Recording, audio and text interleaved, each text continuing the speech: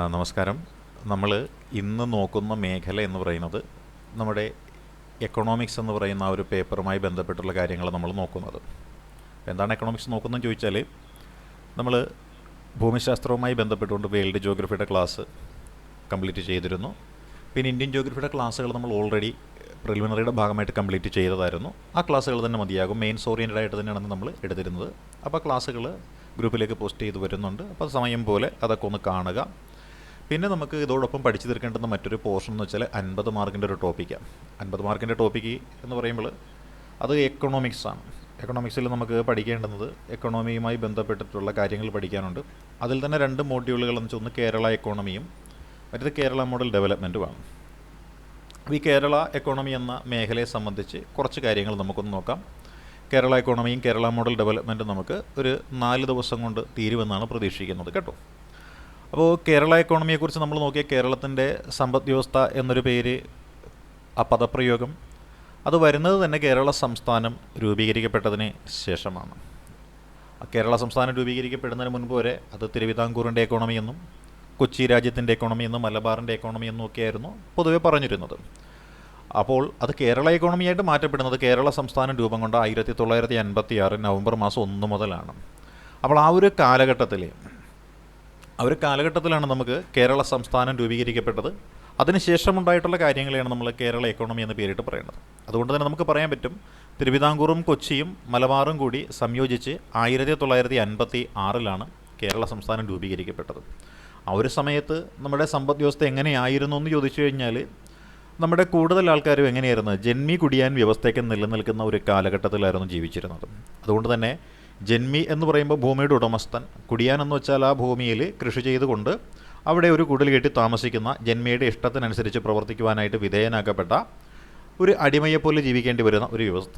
അതായിരുന്നു നമ്മളൊരു ജന്മി കുടിയാൻ വ്യവസ്ഥിതി. അപ്പോൾ അവിടുത്തെ പ്രധാനപ്പെട്ട തൊഴിൽപരമായ മാർഗ്ഗങ്ങൾ എന്താണെന്ന് ചോദിച്ചാൽ കൃഷിയായിരിക്കും.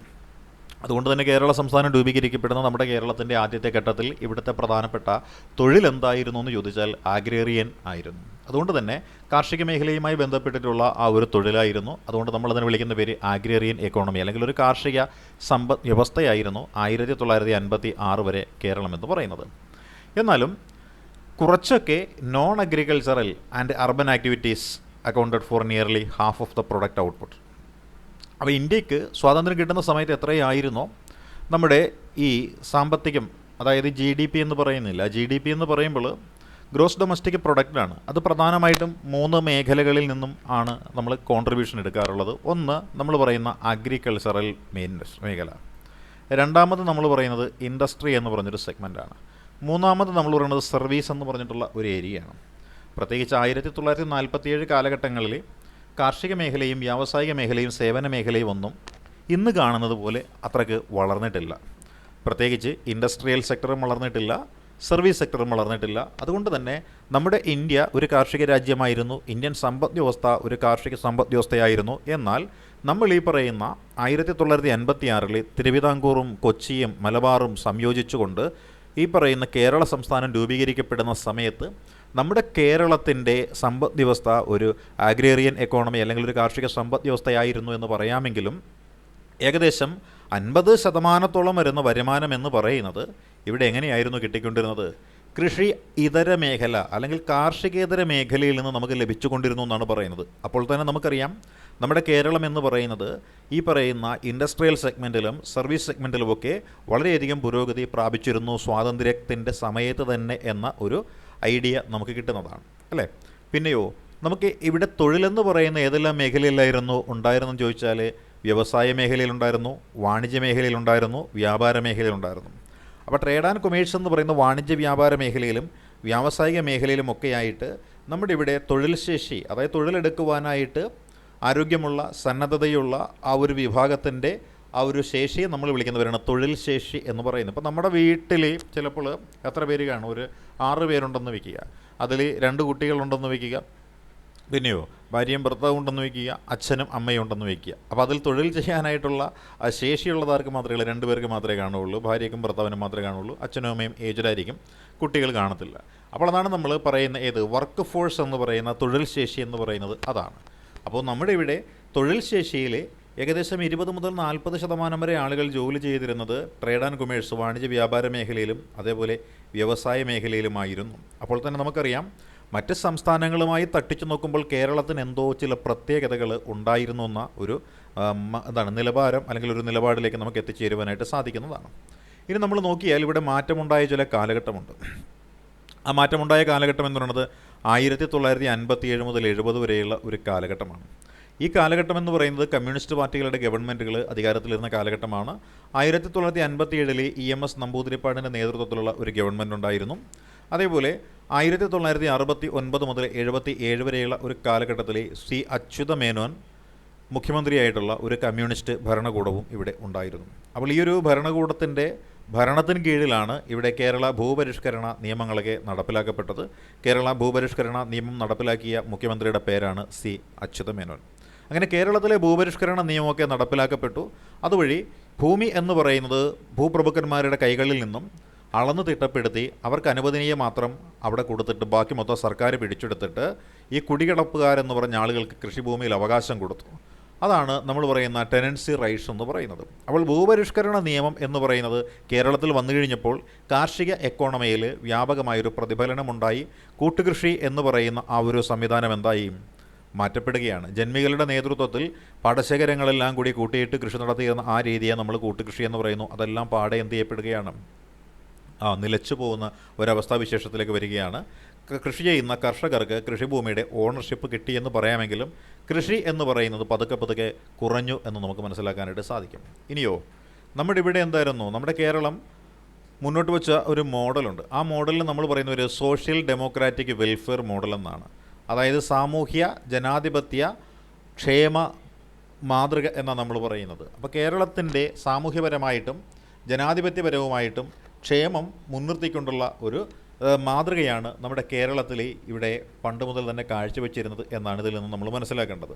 നമ്മൾ കൂടുതലും കിട്ടുന്ന എന്ത് ചെയ്തു, ഹൈ സ്പെൻഡിങ് എവിടെയാണ്, വിദ്യാഭ്യാസ മേഖലയ്ക്ക് നമ്മൾ എന്ത് ചെയ്തു, ഒരുപാട് വാരിക്കോരി കൊടുത്തു. ആരോഗ്യ മേഖലയ്ക്ക് നമ്മൾ എന്ത് ചെയ്തു, ഒരുപാട് വാരിക്കോരി കൊടുത്തു. അതേപോലെ ഈ വാരിക്കൂരി കൊടുക്കലുകൾ, അതായത് വിദ്യാഭ്യാസ മേഖലയിലും ആരോഗ്യ മേഖലയിലും നമ്മളിങ്ങനെ വാരിക്കൂരി കൊടുത്തത് വഴി എന്തുണ്ടായി, ഹ്യൂമൻ ഡെവലപ്മെൻറ്റ് എന്ന് പറയുന്നതുണ്ടായി. ഹ്യൂമൻ ഡെവലപ്മെൻറ്റ് ഔട്ട്കംസ്, അതായത് മാനവ വികസനം എന്ന് പറയുന്നത് ഇവിടെ ഉണ്ടായി. ആരോഗ്യ മേഖലയിലും വിദ്യാഭ്യാസ മേഖലയിലും ഒരുപാട് പണം ചെലവഴിച്ച് നടത്തിയ പ്രവർത്തനങ്ങളെ തുടർന്ന് എന്താ സംഭവിച്ചത്, ഹൈ ലിറ്ററസി എന്ന് പറഞ്ഞു കഴിഞ്ഞാൽ എന്താണ്, ഉയർന്ന സാക്ഷരതയുണ്ടായി അല്ലേ. ലൈഫ് എക്സ്പെക്റ്റൻസി എന്ന് പറഞ്ഞു കഴിഞ്ഞാൽ എന്താണ്, നമ്മുടെ ആ ജീവിതത്തിൻ്റെ കാലദൈർഘ്യം എന്ന് പറയുന്നത് അതാണ് ആയുർദൈർഘ്യം എന്ന് പറയും അല്ലേ. ലൈഫ് എക്സ്പെക്റ്റൻസി എന്ന് പറയുന്നത് ആയുർദൈർഘ്യമാണ്.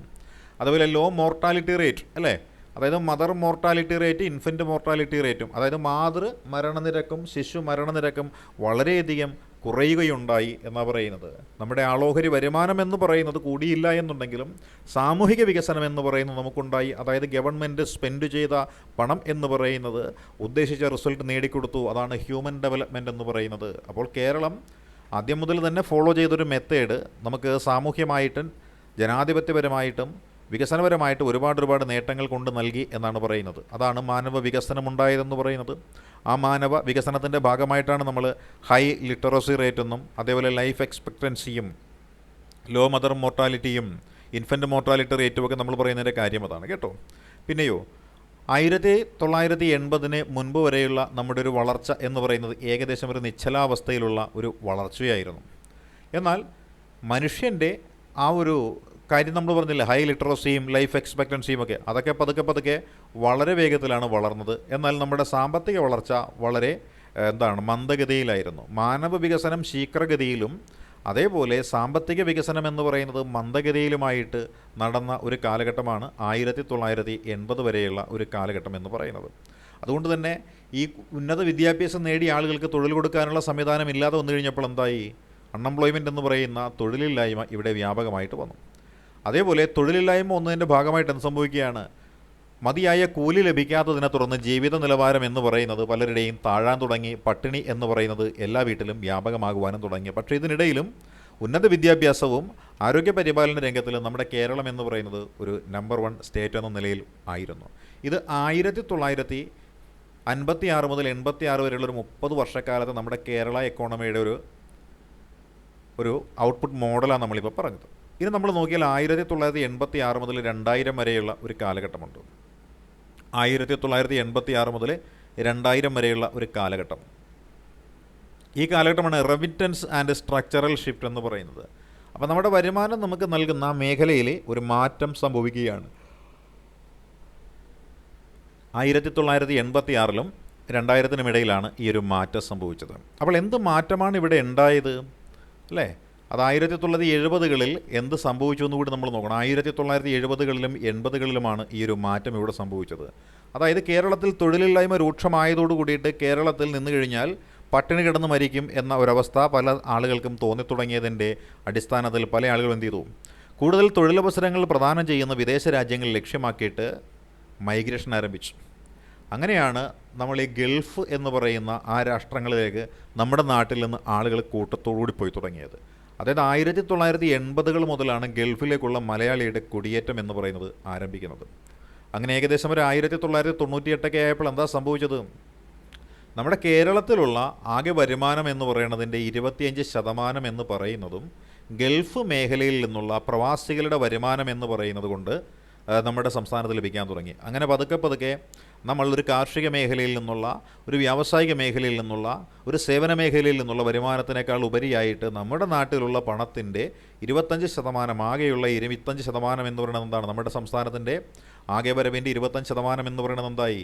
ഈ പറയുന്ന ഫോറിൻ റെമിറ്റൻസ് എന്ന് പറയുന്ന വിദേശത്തു നിന്നുള്ള ആ ഒരു പണത്തിൻ്റെ അടിസ്ഥാനത്തിൽ മാറ്റപ്പെടുകയാണ്. അപ്പോൾ ഇങ്ങനെ ഈ വിദേശത്ത് നിന്ന് ഈ കാശിൻ്റെ ഒരു കുത്തൊഴുക്ക് ഇങ്ങോട്ട് ആരംഭിച്ചപ്പോൾ എന്താ സംഭവിക്കുന്നത്? പുറത്തുനിന്ന് ഇങ്ങോട്ട് പണം ഇങ്ങോട്ട് ഒഴുകി വരികയാണ്. അത് എന്തിനെല്ലാം കാരണമായി? ആ പണം ആളുകളുടെ കയ്യിൽ കൂടി കഴിയുമ്പോൾ ആളുകൾ എന്ത് ചെയ്യുന്നു? പൈസ ചെലവഴിക്കുന്നു. നമ്മളെയൊക്കെ പോലെ തന്നെ. അതായത് ശമ്പളം എന്ന് പറയുന്നത് 1-ാം തീയതിയോ 2-ാം തീയതിയോ നമ്മുടെ കയ്യിൽ കിട്ടിക്കഴിഞ്ഞാൽ ആദ്യത്തെ 10 ദിവസത്തിനുള്ളിൽ നമ്മുടെ ശമ്പളത്തിൻ്റെ 80% തീർന്നിരിക്കും എന്നുള്ളത് വാസ്തവമാണ്. അതേപോലെ ഈ ഗൾഫ് മണി എന്ന് പറയുന്നത് ഇങ്ങോട്ടേക്ക് ഒഴുകി തുടങ്ങിയപ്പോൾ എന്താ സംഭവിച്ചത്? ആളുകൾ പല പല കാര്യങ്ങൾ ചെയ്യാൻ തുടങ്ങി. എന്താണ്? ചെറിയ വീടുള്ള ആളുകൾ വലിയ വീടുകൾ വയ്ക്കാൻ തുടങ്ങി അല്ലേ? അതേപോലെ ഭൂമി ഇല്ലാത്ത ആൾക്കാർ എന്ത് ചെയ്യാൻ തുടങ്ങി? ഭൂമി വാങ്ങി കൂട്ടാൻ തുടങ്ങി. ഇതൊക്കെ നമുക്ക് അനുഭവമുള്ള കാര്യമാണ് അല്ലേ? അപ്പോൾ ഇതൊക്കെ എന്തിന് കാരണമാകും? കുറേ ആളുകൾക്ക് തൊഴിൽ കിട്ടാനും അതേപോലെ നമ്മുടെ രാജ്യത്തെ അല്ലെങ്കിൽ നമ്മുടെ സംസ്ഥാനത്തെ ജീവിത നിലവാരം എന്ന് പറയുന്നത് ഉയർന്നു വരുവാനും കാരണമാവുകയാണ്. അപ്പോൾ remittance inflows fuelled consumption, money order economy എന്നാണ് പറയുന്നത്. അപ്പോൾ കൺസ്ട്രക്ഷൻ, റിയൽ എസ്റ്റേറ്റ് ബൂംസ്, അതേപോലെ എന്താണ് സർവീസ് സെക്ടർ എക്സ്പാൻഷൻ, അതായത് കൂടുതൽ കാശുകളൊക്കെ വന്നപ്പോൾ ആളുകൾ വ്യവസായങ്ങൾ തുടങ്ങി. ആ വ്യവസായങ്ങൾക്ക് എന്ത് വേണം? അടിസ്ഥാന സൗകര്യങ്ങൾ വേണം. അപ്പം അതിൻ്റെ ഭാഗമായിട്ട് സർവീസ് സെക്ടർ എന്ത് ചെയ്യുകയാണ്? വളരുകയാണ്.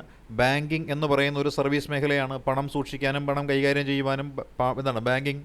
അതുപോലെ സ്റ്റോക്ക് മാർക്കറ്റിംഗ് എന്ന് പറയുന്നത്, ടൂറിസം എന്ന് പറയുന്നത്, അങ്ങനെ പതുക്കെ പതുക്കെ പതുക്കെ എന്തായി മാറുകയാണ്? നമ്മുടെ എക്കോണമി എന്ന് പറയുന്നത് വളരാൻ തുടങ്ങി. അപ്പോൾ നമ്മുടെ എക്കോണമി വളരാനായിട്ട് 1986 മുതൽ 2000 വരെയുള്ള കാലഘട്ടത്തിൽ ഏറ്റവും കൂടുതൽ കോൺട്രിബ്യൂഷൻ ചെയ്ത മേഖല ഏതെന്ന് ചോദിച്ചാൽ അതാണ് ഈ പറയുന്ന ഗൾഫ് മേഖല എന്ന് പറയുന്ന മേഖല, അല്ലെങ്കിൽ നമ്മൾ പറയുന്നു ഫോറിൻ മണി എന്ന് പറയുന്ന സാധനം. എന്നാൽ ഇവിടെ മറ്റൊരു കാര്യമുണ്ടായി. എന്താണ്? ഈ വിദേശ രാജ്യങ്ങളിൽ നിന്ന് ലഭിക്കുന്ന പ്രവാസികളുടെ ഈ പണം എന്ന് പറയും നമ്മുടെ രാജ്യത്തേക്ക് വരാൻ തുടങ്ങിയപ്പോൾ നമ്മുടെ ഇവിടെ ഉണ്ടായ തനതായിരുന്ന വരുമാന മാർഗ്ഗങ്ങൾ പലതും എന്തായി? ആളുകൾക്ക് പുച്ഛമായി തുടങ്ങി. മിക്കവാറും ആൾക്കാരെല്ലാം ഗൾഫിലേക്ക് പോകാൻ തുടങ്ങി. കൃഷി എന്ന് പറയുന്നത് ചെയ്യുന്നത് പലർക്കും മാനക്കേടായിട്ട് തോന്നി തുടങ്ങി. അങ്ങനെ പരമ്പരാഗതമായിട്ട് നമുക്ക് ലഭിച്ചുകൊണ്ടിരുന്ന വരുമാനം എന്ന് പറയുന്നത് നിലയ്ക്കുകയും പകരം ഈ ഗൾഫ് മണി എന്ന് പറയുന്നത് നമ്മുടെ സാമ്പത്തികത്തിൻ്റെ ഒരു വലിയ സ്രോതസ്സായിട്ട് മാറ്റപ്പെടാനും തുടങ്ങി. ഇങ്ങനെയുണ്ടായ ഈ മാറ്റത്തിനെയാണ് നമ്മൾ ഡച്ച് ഡിസീസ് എന്ന് വിളിക്കുന്നത്, അല്ലെങ്കിൽ ഡച്ച് ഡിസീസ് എഫക്റ്റ് എന്ന് വിളിക്കുന്നത്. അപ്പോൾ എന്താണ് ഡച്ച് ഡിസീസ് എഫക്റ്റ് എന്ന് ചോദിച്ചു കഴിഞ്ഞാൽ നമുക്ക് മനസ്സിലാക്കേണ്ടുന്നൊരു കാര്യം ഇത്രയേ ഉള്ളൂ. നമ്മുടെ പ്രധാനപ്പെട്ട ഇൻകം സോഴ്സായിട്ട് ഏതെങ്കിലും ഒന്ന് പെട്ടെന്ന് വന്നു കഴിയുമ്പോൾ അതുവരെ നമുക്കുണ്ടായിരുന്ന ഇൻകം സോഴ്സിൻ്റെ പ്രാധാന്യം നഷ്ടപ്പെടുന്നൊരു അവസ്ഥാവിശേഷത്തിന് നമ്മൾ പറയുന്ന പേരാണ് ഏത്? ഈ പറയുന്ന ഏത്? നമ്മുടെ ഈ ഡച്ച് ഡിസീസ് എന്ന് പറയുന്നത്. പ്രഭിത സ്ക്രീൻ കാണാൻ പറ്റുന്നുണ്ടോ? പ്രഭിത സ്ക്രീൻ ഷെയർ ചെയ്തിരുന്നോ? ഞാൻ സ്ക്രീൻ കാണുന്നില്ല. അയ്യോ, എനിക്കൊന്ന് പറയണ്ടായിരുന്നോ? ഞാനേ ഇപ്പോഴാണ് ശ്രദ്ധിച്ചത്. സ്ക്രീൻ ഷെയർ ചെയ്യുന്ന കാര്യം ഞാൻ മറന്നുപോയി. അതാണ് കേട്ടോ.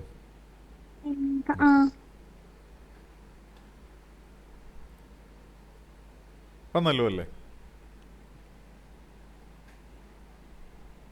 സ്ക്രീൻ ഓക്കെ ആയില്ലേ?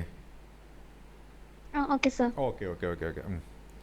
അപ്പോൾ നമ്മൾ ഈ പറയുന്ന സംവിധാനമാണ് നമ്മൾ ഈ പറഞ്ഞ നമ്മുടെ വരുമാന സ്രോതസ് എന്ന രീതിയിൽ നമ്മൾ പറഞ്ഞ കാര്യം. അതായത് രണ്ടാമത് നമ്മൾ പറഞ്ഞത് എന്താണ്, ഒരു ട്രാൻസിഷൻ ഫേസ് എന്ന് നമ്മൾ പറഞ്ഞത് റെമിറ്റൻസ് ആൻഡ് സ്ട്രക്ചറൽ ഏരിയ എന്ന് പറയുന്ന 1986 മുതൽ 2000 വരെയുള്ള ഒരു കാലഘട്ടമാണ് നമ്മൾ പറഞ്ഞത്. പ്രധാനമായിട്ടും ഗൾഫ് മണിയുടെ വരവ്. ആ ഗൾഫ് മണി എന്ന് പറയുന്നത് നമ്മുടെ രാജ്യത്തിൻ്റെ സാമ്പത്തിക വരുമാനത്തിൻ്റെ അല്ലെങ്കിൽ വരവിൻ്റെ ഏകദേശം എത്ര ശതമാനം ആയെന്ന് ചോദിച്ചാൽ 25% എന്ന് പറയുന്നതായി. അതോടുകൂടി നമ്മുടെ പരമ്പരാഗതമായിട്ട് നമുക്ക് ലഭിച്ചുകൊണ്ടിരുന്ന വരുമാന മാർഗ്ഗങ്ങളെ പതുക്കെ പതുക്കെ എന്ത് ചെയ്യേണ്ടി വന്നു, നമുക്കൊന്ന് മാറ്റിപ്പിടിക്കേണ്ടതായിട്ട് വന്നു. അങ്ങനെയുണ്ടായ ഈ എഫക്റ്റിനെയാണ് നമ്മൾ ഡച്ച് ഡിസീസ് എന്ന് പേരിട്ട് വിളിക്കുന്നത്. അപ്പോൾ ഡച്ച് ഡിസീസ് എന്താണെന്ന് ചോദിച്ചാൽ, ഒരു വരുമാന മാർഗ്ഗം പെട്ടെന്ന് ഉടലെടുത്ത് വരുമ്പോൾ അതുവരെ നമുക്ക് ലഭിച്ചുകൊണ്ടിരുന്ന വരുമാന മാർഗ്ഗങ്ങൾ നമ്മൾ എന്ത് ചെയ്യുകയാണ്, അവഗണിക്കുകയും തൽഫലമായിട്ട് ആ മേഖലയ്ക്ക് വളർച്ച നഷ്ടപ്പെടുകയും ചെയ്യുന്ന ഒരവസ്ഥാവിശേഷത്തിനെയാണ് നമ്മൾ ഡച്ച് ഡിസീസ് എന്ന് പേരിട്ടുകൊണ്ട് വിശേഷിപ്പിക്കുന്നത്. എന്ന് വെച്ചാൽ പ്രത്യേകിച്ച് കാർഷിക മേഖലയിലും അതേപോലെ തന്നെ മാനുഫാക്ചറിങ് മേഖലയിലുമൊക്കെ എന്താണ്, തളർച്ച അനുഭവപ്പെട്ടു എന്നാണ് പറയുന്നത്. അതുകൊണ്ട് തന്നെ അറിയാം, ഇവിടെ ഒരു ഗ്രോത്ത് മോഡൽ എന്ന് പറയുന്നത് പതുക്കെ പതുക്കെ ഷിഫ്റ്റ് ചെയ്യപ്പെടുകയാണ് ഉണ്ടായത്. നമ്മുടെ വളർച്ചയുടെ ആ മാതൃക എന്ന് പറയുന്നത് മാറ്റപ്പെട്ടു. Services and construction became principal growth engines. Annual incomes from these sectors grew around 8%. Consistency agriculture shrank importance. അതായത് വിദേശത്തുനിന്ന് കൂടുതൽ പണമെങ്കിൽ വന്നു കഴിഞ്ഞപ്പോൾ എന്താ സംഭവിച്ചത്, കാശുള്ള ആൾക്കാരെല്ലാവരും വലിയ സ്ക്രീൻ കാണുന്നില്ലേ? സ്ക്രീൻ ഉണ്ടല്ലോ പ്രവിത, കാണുന്നുണ്ടല്ലോ.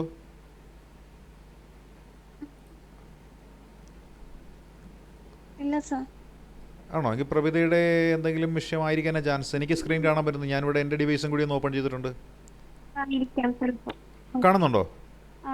കാണാമല്ലോ അല്ലേ? ക്ലിയർ ആയില്ലേ പ്രവിത? കാണുന്നില്ല. ഞാൻ ഒന്ന് പുറത്തേക്ക് ഒന്ന് ഔട്ടായിട്ട് പിന്നെ ഇൻ ചെയ്യണോട്ടെ സർ? ഔട്ടായിട്ട് ഇൻ ചെയ്തോളൂ. അതെ അതെ, കുഴപ്പമില്ല, ഇൻ ചെയ്തോളൂ.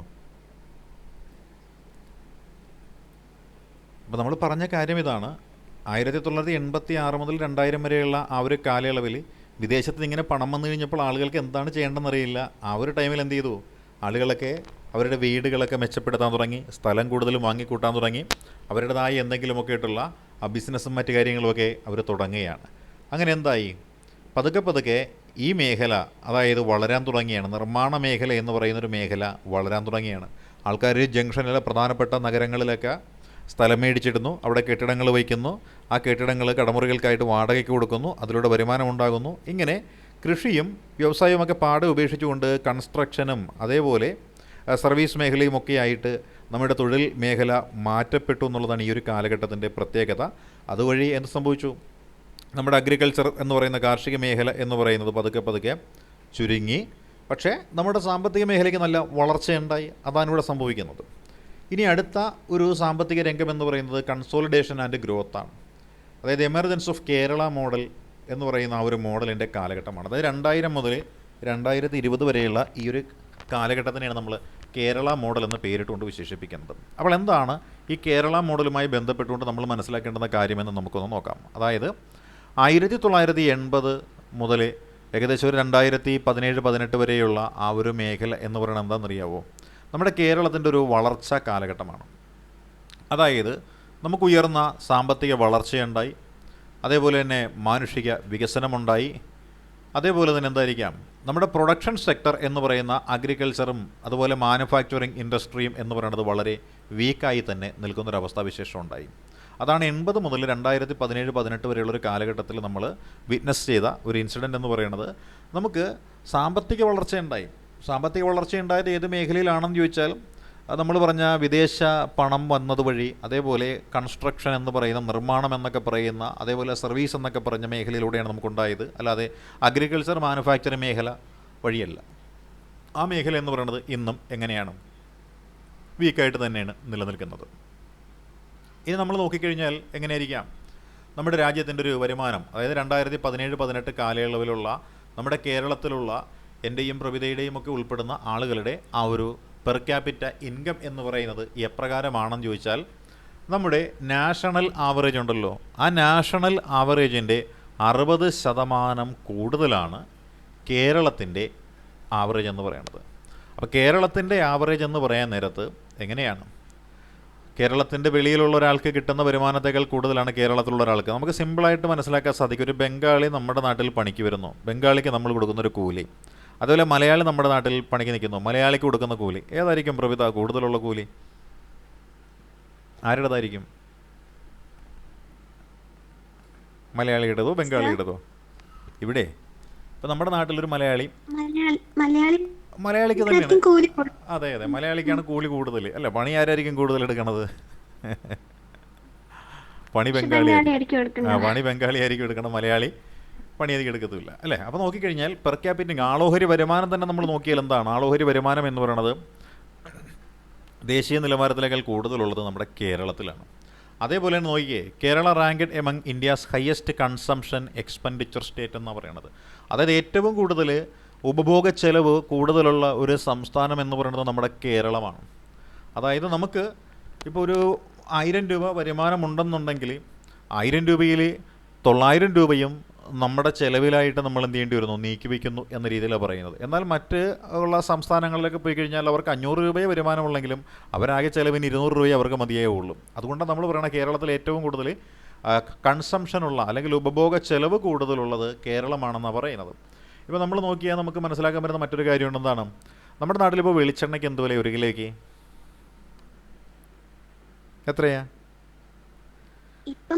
450. നമുക്ക് മില്ലിൽ നിന്നൊക്കെ നമ്മൾ നേരിട്ട് വാങ്ങിക്കണം 450 രൂപയ്ക്ക് നമുക്ക് കിട്ടും. അല്ലാതെ ലേബൽ ഇട്ടിച്ചൊക്കെ വാങ്ങിക്കണം 490 ആ റേഞ്ചിലോട്ടൊക്കെ പോകും. അപ്പോൾ 1 കിലോ വെളിച്ചെണ്ണയ്ക്ക് അത്രയും ഉയർന്ന വില എവിടെയുണ്ട്? ഇവിടെയുണ്ട്. അത് നമ്മൾ ഉപയോഗിക്കാനായിട്ട് വാങ്ങിക്കുന്നത്. എന്നാൽ ഇതേ സാധനത്തിന് വേറെ സംസ്ഥാനങ്ങളിൽ ഇതേ വിലയായിരിക്കുമോ? തമിഴ്നാട്ടിൽ വെളിച്ചെണ്ണയ്ക്ക് ഇതേ വിലയാണോ? അവിടെ നിന്ന് വാങ്ങിക്കാറുണ്ടോ വെളിച്ചെണ്ണ?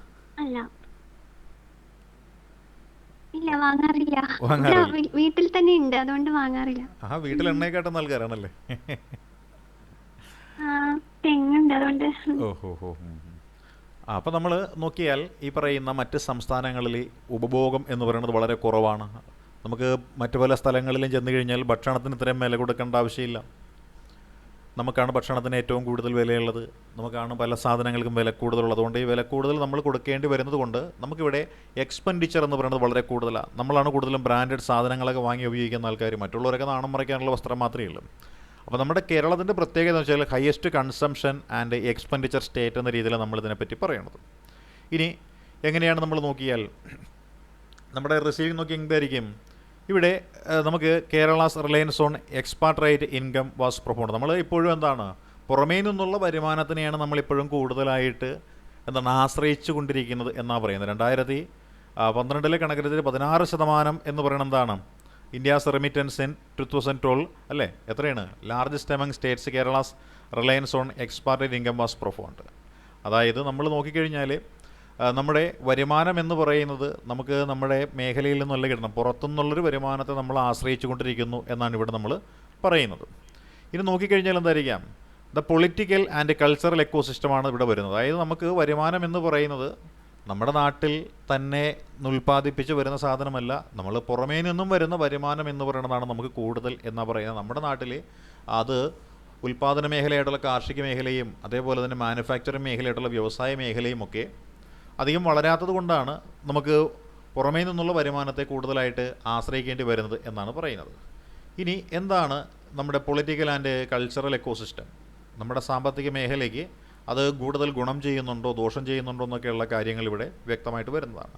മാസ് ലിറ്ററസി എന്ന് വെച്ചാൽ നമുക്കറിയാം എന്താണ്, ഒരുപാട് ആളുകൾക്ക് നല്ല വിദ്യാഭ്യാസമുണ്ട്. നമ്മുടെ നാട്ടിൽ തന്നെ 10ാം ക്ലാസ് കഴിഞ്ഞൊരു വർഷം ഇറങ്ങുന്ന കുട്ടികളുടെ എണ്ണം എന്ന് പറയുന്നത് ഏതാണ്ട് 5 ലക്ഷത്തിൻ്റെ അടുത്ത് വരുന്ന എണ്ണമാണ് ഇറങ്ങുന്നത്. അതുപോലെ പബ്ലിക് മൊബിലൈസേഷൻ, കോപ്പറേറ്റീവ്സ്, ഡീസെൻട്രലൈസേഷൻ അല്ലേ, strong social sector institutions shaped human development success through productive sectors remind weak. അതായത് നമ്മുടെ ഇവിടെ ഉന്നതമായ വിദ്യാഭ്യാസ സൗകര്യമുണ്ട്, അതേപോലെ പബ്ലിക് മൊബിലൈസേഷനുണ്ട്, സഹകരണമുണ്ട്, ജനാധിപത്യ വികേന്ദ്രീകരണമുണ്ട്, സ്ട്രോങ് സോഷ്യൽ സെക്ടർ ഇൻസ്റ്റിറ്റ്യൂഷൻസ് ഉണ്ട്, സാമൂഹ്യ സംഘടനകളൊക്കെ ഇല്ല, നമ്മുടെ ക്ലബ്ബുകൾ, അതേപോലെ എന്താ പറയുക ക്ലബ്ബുകളുണ്ടാകും, അതിൽ സ്വാശ്രയ സംഘങ്ങൾ, അതിനൊക്കെയാണ് നമ്മൾ സ്ട്രോങ് സോഷ്യൽ സെക്ടർ ഇൻസ്റ്റിറ്റ്യൂഷൻസ് എന്ന് വിളിക്കുന്നത്. അപ്പോൾ അവയുടെയൊക്കെ ഒരു ഇടപെടൽ വഴി എന്ത് സംഭവിച്ചു? നമ്മുടെ നാട്ടിലുള്ള മനുഷ്യർക്ക് നല്ല പുരോഗതി ഉണ്ടായിട്ടുണ്ട്. അതാണ് ഹ്യൂമൻ ഡെവലപ്മെൻറ്റ് എന്ന് പറയുന്നത്. പക്ഷേ ഈ പറയുന്ന വിദ്യാഭ്യാസം കൊണ്ടും അതേപോലെ പൊതുജന ആരോഗ്യ അല്ലെങ്കിൽ പൊതുജനത്തെ മൊബിലൈസ് ചെയ്യുന്നത് കൊണ്ടും അതേപോലെ സഹകരണം കൊണ്ടും ഡീസെൻട്രലൈസേഷൻ കൊണ്ടും സ്ട്രോങ് സോഷ്യൽ സെക്ടർ ഇൻസ്റ്റിറ്റ്യൂഷൻസ് കൊണ്ടും നമ്മൾ ഈ പറയുന്ന മാനവ വികസനം നമ്മൾ സാധ്യമാക്കിയെങ്കിലും നമ്മുടെ മറ്റ് സെക്ടേഴ്സ് ഉണ്ടല്ലോ, പ്രൊഡക്റ്റീവ് സെക്ടേഴ്സ് എന്ന് നമ്മൾ വിശേഷിപ്പിക്കുന്ന കാർഷിക മേഖലയും അതേപോലെ തന്നെ വ്യാവസായിക മേഖലയും ഒക്കെ ഉണ്ടല്ലോ, അതിനൊക്കെ എന്ത് സംഭവിച്ചു? അതൊക്കെ ഇപ്പോഴും തളർന്നു തന്നെയാണ് ഇരിക്കുന്നതെന്നാണ് പറയുന്നത്. ഇനി നമ്മുടെ പീപ്പിൾസ് പ്ലാനിംഗ് ക്യാമ്പയിൻ എന്ന് പറഞ്ഞുകൊണ്ട് 1996 ഒരു സംവിധാനം വന്നിരുന്നു. അതായത് ഡീസെൻട്രലൈസ്ഡ് ഡെവലപ്മെൻറ്റ് വിയ ഗ്രാമപഞ്ചായത്ത് allocating 35% of budget for local governance and planning എന്ന് പറയുന്നു.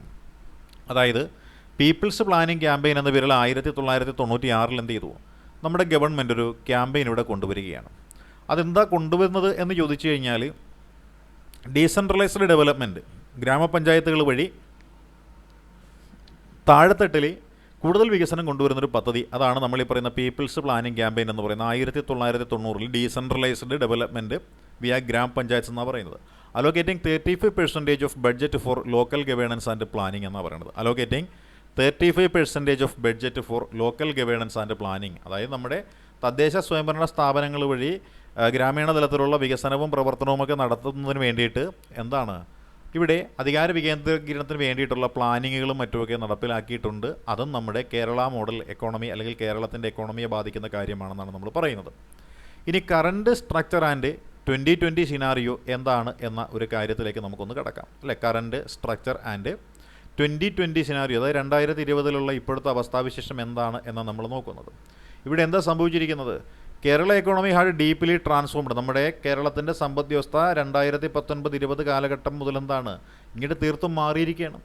നമ്മുടെ തൃതീയ മേഖല എന്ന് പറയുന്ന സേവന മേഖല, അതാണിപ്പോൾ നമുക്ക് ഏറ്റവും കൂടുതൽ കോൺട്രിബ്യൂഷൻ നൽകുന്നത്. അത് 63%, അല്ലേ? തൃതീയ മേഖലയുടെ കോൺട്രിബ്യൂഷൻ എത്രയാണെന്ന് ചോദിച്ചാൽ 63% കോൺട്രിബ്യൂഷൻ നമുക്ക് കിട്ടുന്നുണ്ട്.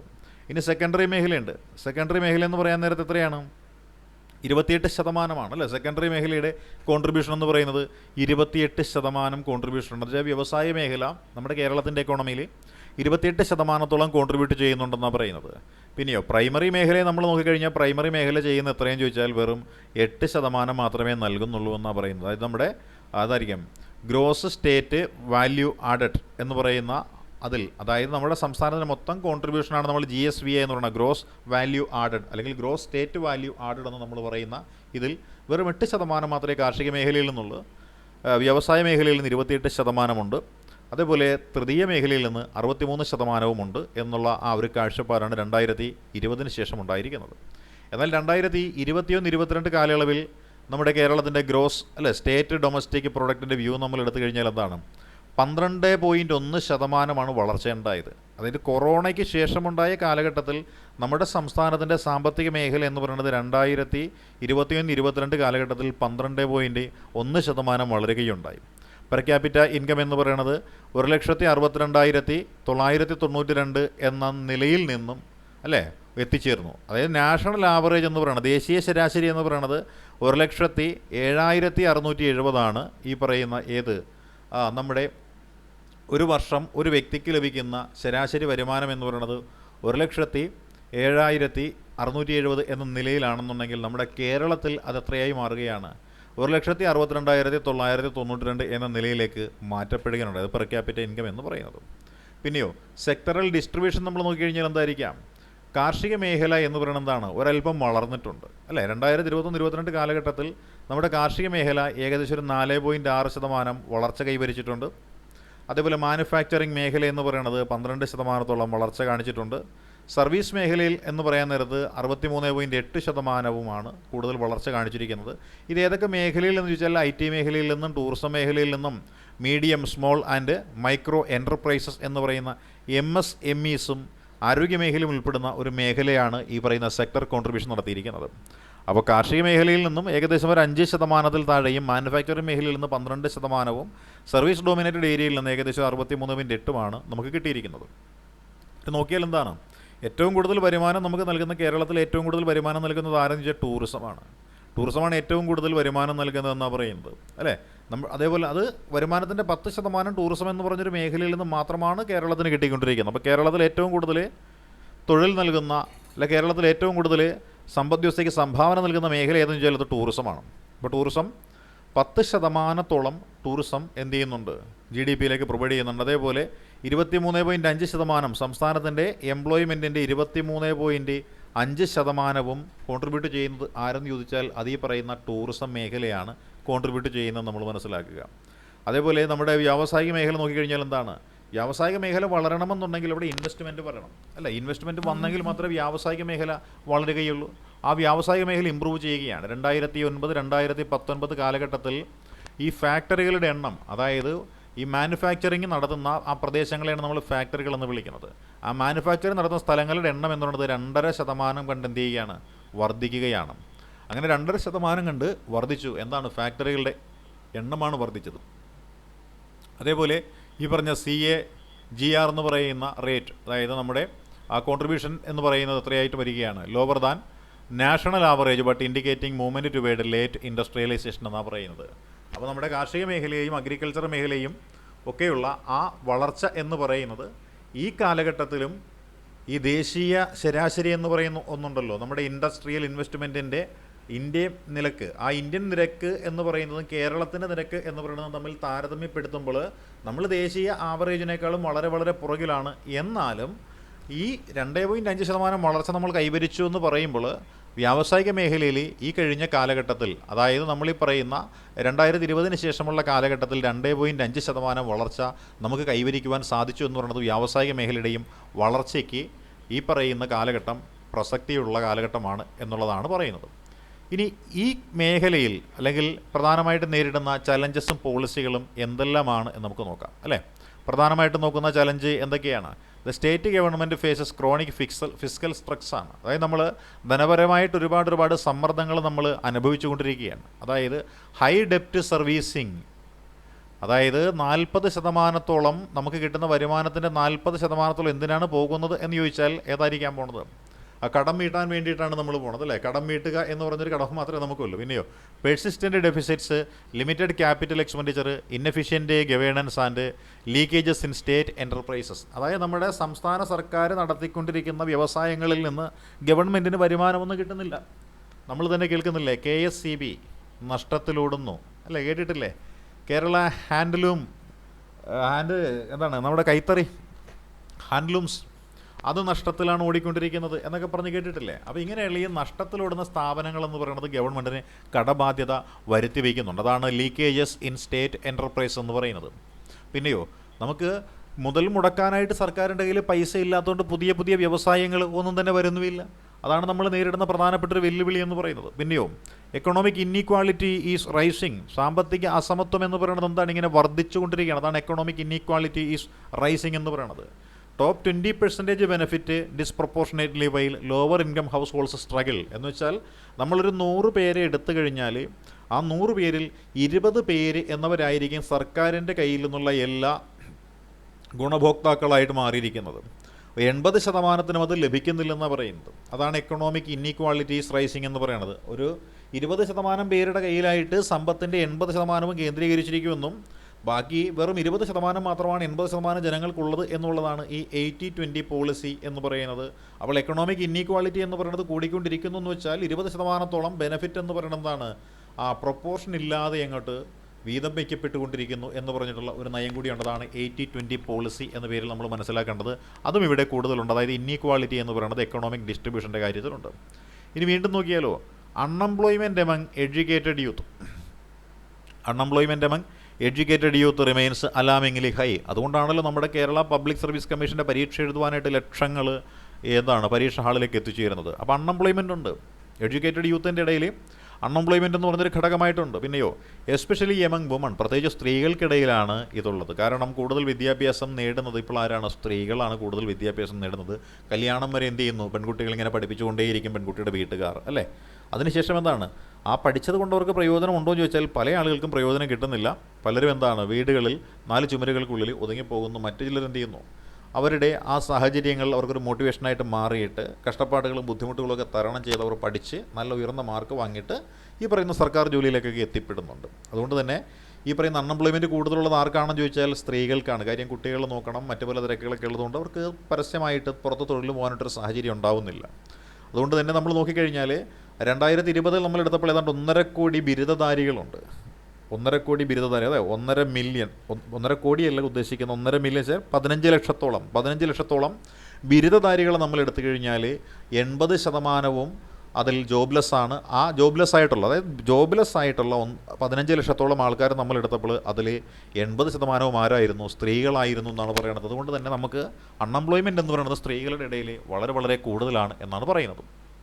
പിന്നെയോ agriculture and manufacturing still under perform despite potential productive diversification is week. അതായത് കാർഷിക മേഖലയും നിർമ്മാണ മേഖലയുമൊക്കെ എന്താണ്, ഇപ്പോഴും ഉദ്ദേശിച്ച രീതിയിൽ പെർഫോം ചെയ്യുന്നില്ല. നമുക്ക് ആവശ്യമായതുപോലും നമുക്ക് ഇവിടെ നിന്ന് കിട്ടുന്നില്ല. സത്യം തന്നെയല്ല. നമ്മൾ പച്ചക്കറി എവിടെ നിന്ന് വാങ്ങിക്കുന്നത്? തമിഴ്നാട്ടിൽ നിന്നാണ്. നമ്മൾ അരി എവിടെ നിന്നാണ് വാങ്ങിക്കുന്നത്? ആന്ധ്രയിൽ നിന്നാണ്, അല്ലേ? നമുക്ക് ആവശ്യമുള്ള പാല് വരുന്നത് എവിടെ നിന്നാണ്? അതും തമിഴ്നാട്ടിൽ നിന്ന് കൂടുതൽ വരുന്നുണ്ട്. ഇപ്പം മിൽമ ഉൽപ്പാദിപ്പിക്കുന്നുണ്ടൊക്കെ പറയുന്നുണ്ടെങ്കിലും ഉൽപ്പാദനം കാര്യമായ രീതിയിൽ നടക്കുന്നില്ല, അല്ലേ? നമുക്ക് ആവശ്യമായ വെളിച്ചെണ്ണയും തേങ്ങയും എവിടെ നിന്നാണ് വരുന്നത്? അത് വരുന്നത് തമിഴ്നാട്ടിൽ നിന്നാണ്. അപ്പോൾ നമ്മൾ ഒരു ഡിപ്പെൻഡൻറ്റ് സ്റ്റേറ്റാണ്. അതുകൊണ്ട് തന്നെ നമ്മുടെ കാർഷിക മേഖലയും വ്യാവസായിക മേഖലയും ഒക്കെ എന്താണ്, മൊത്തത്തിൽ തകർന്നുകൊണ്ടിരിക്കുകയാണെന്നാണ് പറയുന്നത്. നമ്മുടെ ഇവിടെ വ്യവസായങ്ങൾ വരുന്നുണ്ടോ? ഇല്ല. നമ്മുടെ ഇവിടെ ഉണ്ടായിരുന്ന കിറ്റക്സ് എന്ന് പറഞ്ഞ വ്യവസായി ആന്ധ്രാപ്രദേശിലേക്ക് പോയില്ലേ? അങ്ങനെ ഓരോ വ്യവസായവും മറ്റു പല മേഖലകളിലേക്ക് പറിച്ചു നടപ്പെടുന്നു. അപ്പോൾ അഗ്രികൾച്ചർ ആൻഡ് മാനുഫാക്ചറിങ് എന്ന് പറഞ്ഞ മേഖല ഇപ്പോഴും എന്താണ്, പ്രൊഡക്റ്റീവ് അല്ല എന്നൊരു നിഗമനത്തിലേക്ക് നമുക്ക് എത്തിച്ചേരുവാനായിട്ട് സാധിക്കും.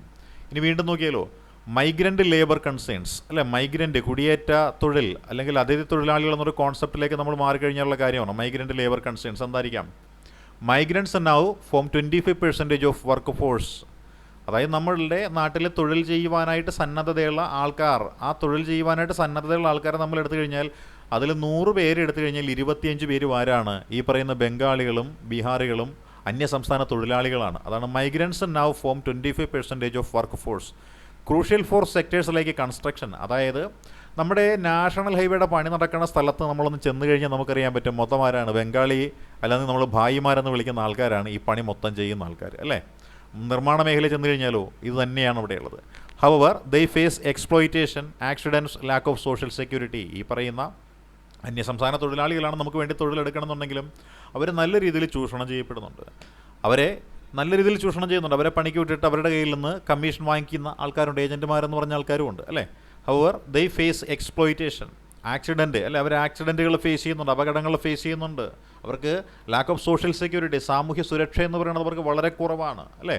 പിന്നെയോ നമ്മൾ നേരിട്ടുകൊണ്ടിരിക്കുന്ന മറ്റൊരു പ്രശ്നം എന്താണ്?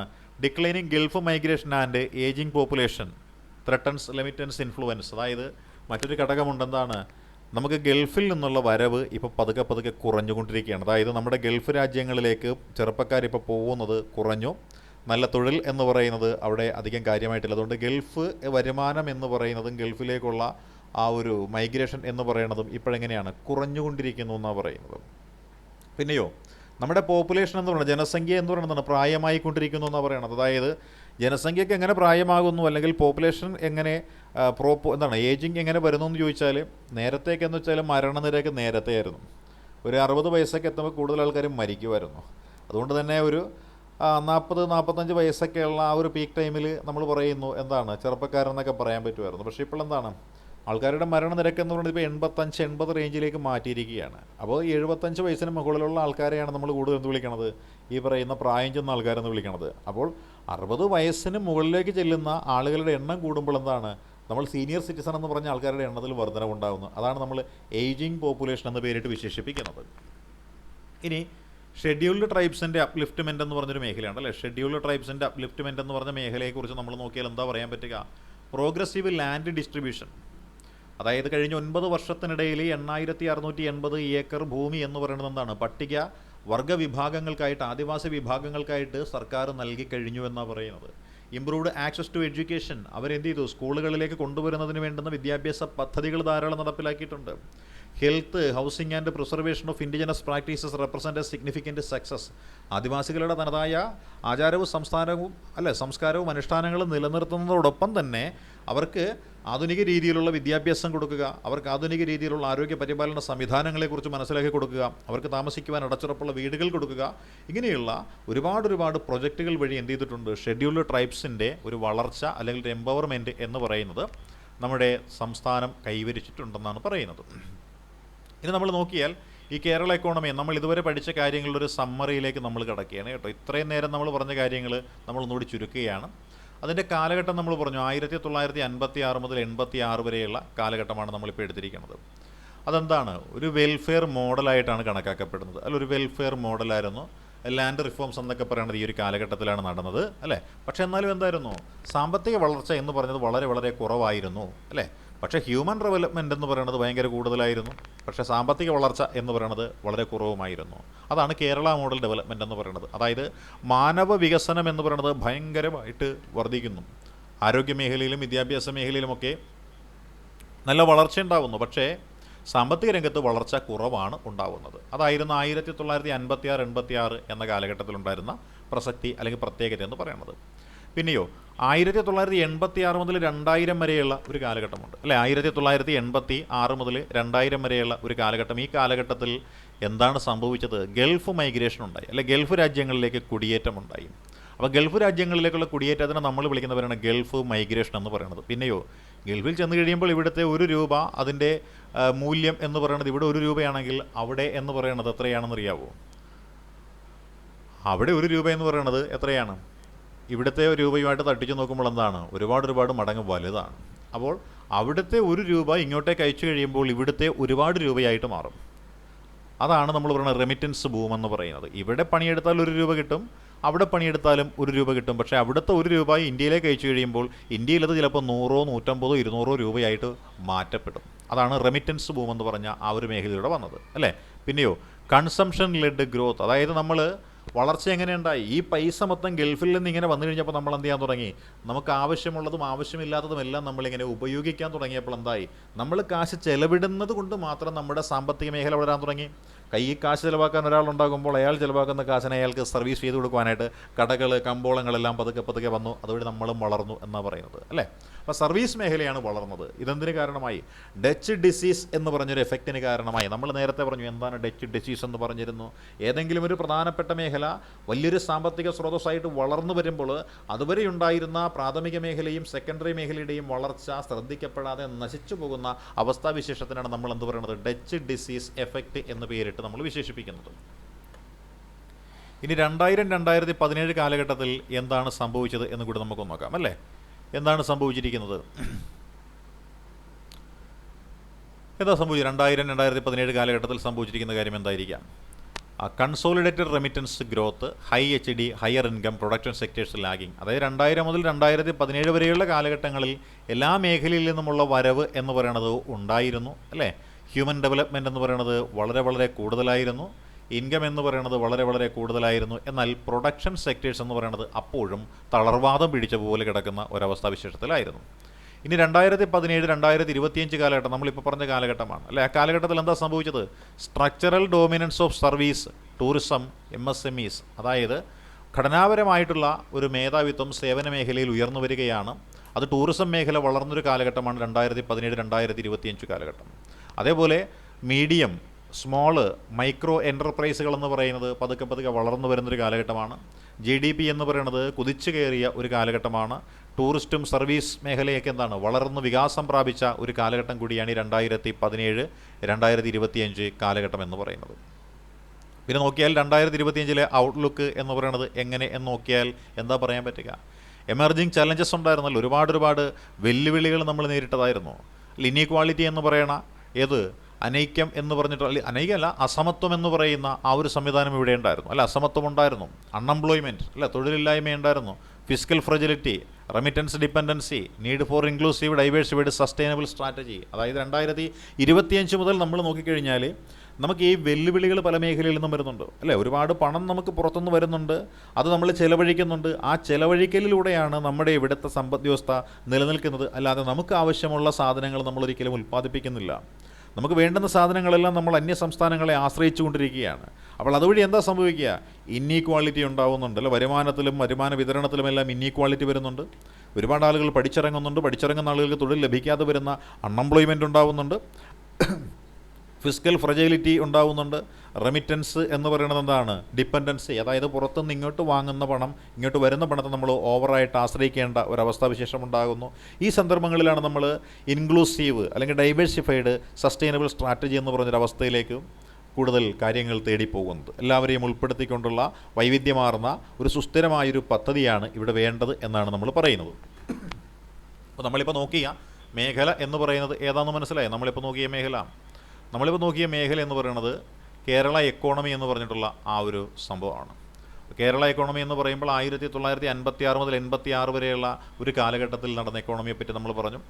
അതിനുശേഷം 1986 മുതൽ 2000 വരെയുള്ള ഒരു കാലഘട്ടത്തിലെ എക്കോണമിയെ പറ്റി നമ്മൾ പറഞ്ഞു. അതിനുശേഷം നമ്മുടെ കേരള മോഡൽ എന്ന രീതിയിൽ 2000-2020 കാലഘട്ടത്തിലുള്ള എക്കോണമി. പിന്നെയോ കറൻറ്റ് സ്ട്രക്ചർ 2020 സെനാരിയോയിലെ കറൻറ്റ് സ്ട്രക്ചറിനെ പറ്റി നമ്മൾ പറയുകയാണുണ്ടായത്. പിന്നെയോ ചലഞ്ചസ് ആൻഡ് പോളിസി ഇമ്പറേറ്റീവ്സ്, നമ്മളിപ്പോൾ നേരിടുന്ന പ്രധാനപ്പെട്ട വെല്ലുവിളികളെ പറ്റി നമ്മൾ പറഞ്ഞു. അതിനുശേഷം നമ്മൾ പറഞ്ഞ കാര്യം എന്താണ്? ആ കേരള എക്കോണമിയെക്കുറിച്ചുള്ളൊരു സമ്മറിയാണ് നമ്മൾ പറഞ്ഞത്. പിന്നെ വരുന്നത് അടുത്ത ഒരു പാഠഭാഗമാണ്. അടുത്ത പാഠഭാഗം എന്ന് വെച്ചാൽ എന്തെന്നറിയാവോ? കേരള സ്റ്റേറ്റ് അല്ലേ ഡെവലപ്മെൻറ്റ്, അതാണ് നമ്മൾ പറയുന്നത്. GSDP എന്ന് പറയുന്ന സംവിധാനം, അതാണ് നമ്മൾ GDP എന്ന് നമ്മൾ പറയത്തില്ലേ, GDP ഗ്രോസ് ഡൊമസ്റ്റിക് പ്രൊഡക്റ്റ്. ആ GDP എന്നതിൻ്റെ കൂടെ സ്റ്റേറ്റ് കൂടി വന്നു കഴിയുമ്പോഴാണ് GSDP എന്ന് പറയുന്നത്. കേരളത്തിൻ്റെ പ്രതിശീർഷ വരുമാനം എന്ന് പറയുന്ന ആ ഒരു കാര്യമാണ് നമ്മൾ നോക്കുന്നത് അല്ലേ. കേരള GSDP എന്ന് പറഞ്ഞ ആ ഒരു സംവിധാനത്തിലേക്ക് നമ്മൾ പോകുന്നത്. കേരള GSDP അല്ലെ, കീ ഡേറ്റ ആൻഡ് ട്രെൻഡ് എന്ന ആ ഒരു മേഖലയിലേക്കാണ് നമ്മൾ കിടക്കുന്നത്. അപ്പോൾ കേരള സംസ്ഥാനത്തിൻ്റെ GDP ഗ്രോസ് ഡൊമസ്റ്റിക് പ്രൊഡക്റ്റ് എന്ന് പറഞ്ഞ ഗ്രോസ് സ്റ്റേറ്റ് ഡൊമസ്റ്റിക് പ്രൊഡക്റ്റ് എന്നുള്ള ആ ഒരു മേഖലയിലേക്ക് നമ്മളിപ്പോൾ കയറുകയാണ്. അത് നോക്കിയാൽ ഒന്നാമത് നോക്കുന്ന മേഖല എന്താണ്? മാഗ്നിറ്റ്യൂഡ് എന്ന് പറഞ്ഞൊരു സംവിധാനമുണ്ട്. എന്താണ് magnitude of GSDP gross domestic product of Kerala സ്റ്റേറ്റാണ് നമ്മൾ നോക്കുന്നത്. അപ്പോൾ കേരളത്തിൻ്റെ എക്കോണമിയെ നമ്മൾ നോക്കിക്കഴിഞ്ഞാൽ നമുക്ക് മനസ്സിലാക്കാൻ പറ്റുന്ന പ്രധാനപ്പെട്ടൊരു കാര്യമെന്ന് വെച്ചാൽ എന്താണെന്നറിയാമോ? കേരളത്തിലുള്ള സംസ്ഥാനങ്ങളെയും കേന്ദ്രഭരണ പ്രദേശങ്ങളെയും നമ്മൾ വിശദമായിട്ടൊന്ന് വിലയിരുത്തി കഴിഞ്ഞാൽ 11ാമത്തെ ലാർജസ്റ്റ് എക്കോണമിയാണ് കേരളത്തിൻ്റെ എക്കോണമി എന്ന് പറയുന്നത്. അപ്പോൾ കേരളത്തിൻ്റെ എക്കോണമി 11ാമത്തെ ലാർജസ്റ്റ് എക്കോണമി എന്ന് പറയുന്നത് കേരള അല്ലേ. Kerala's economy is the 11th largest economy in India എന്നാണ് പറയുന്നത്. നമ്മുടെ ഒരു GDP എന്ന് പറയുന്നത് ഏകദേശം എത്രയാണ്? 13.11 ലക്ഷം കോടിയാണ് നമ്മുടെ കേരള സംസ്ഥാനത്തിൻ്റെ GDP എന്നാണ് പൊതുവെ കണക്കാക്കപ്പെടുന്നത്. ഈ കണക്കൊന്നും നോക്കിയിരിക്കേണ്ട കാര്യമൊന്നുമില്ല. ആ 11ാമത്തെ ലാർജസ്റ്റ് എക്കോണമിയാണ് കേരളം എന്ന് നമ്മൾ ഓർത്തേക്കുക.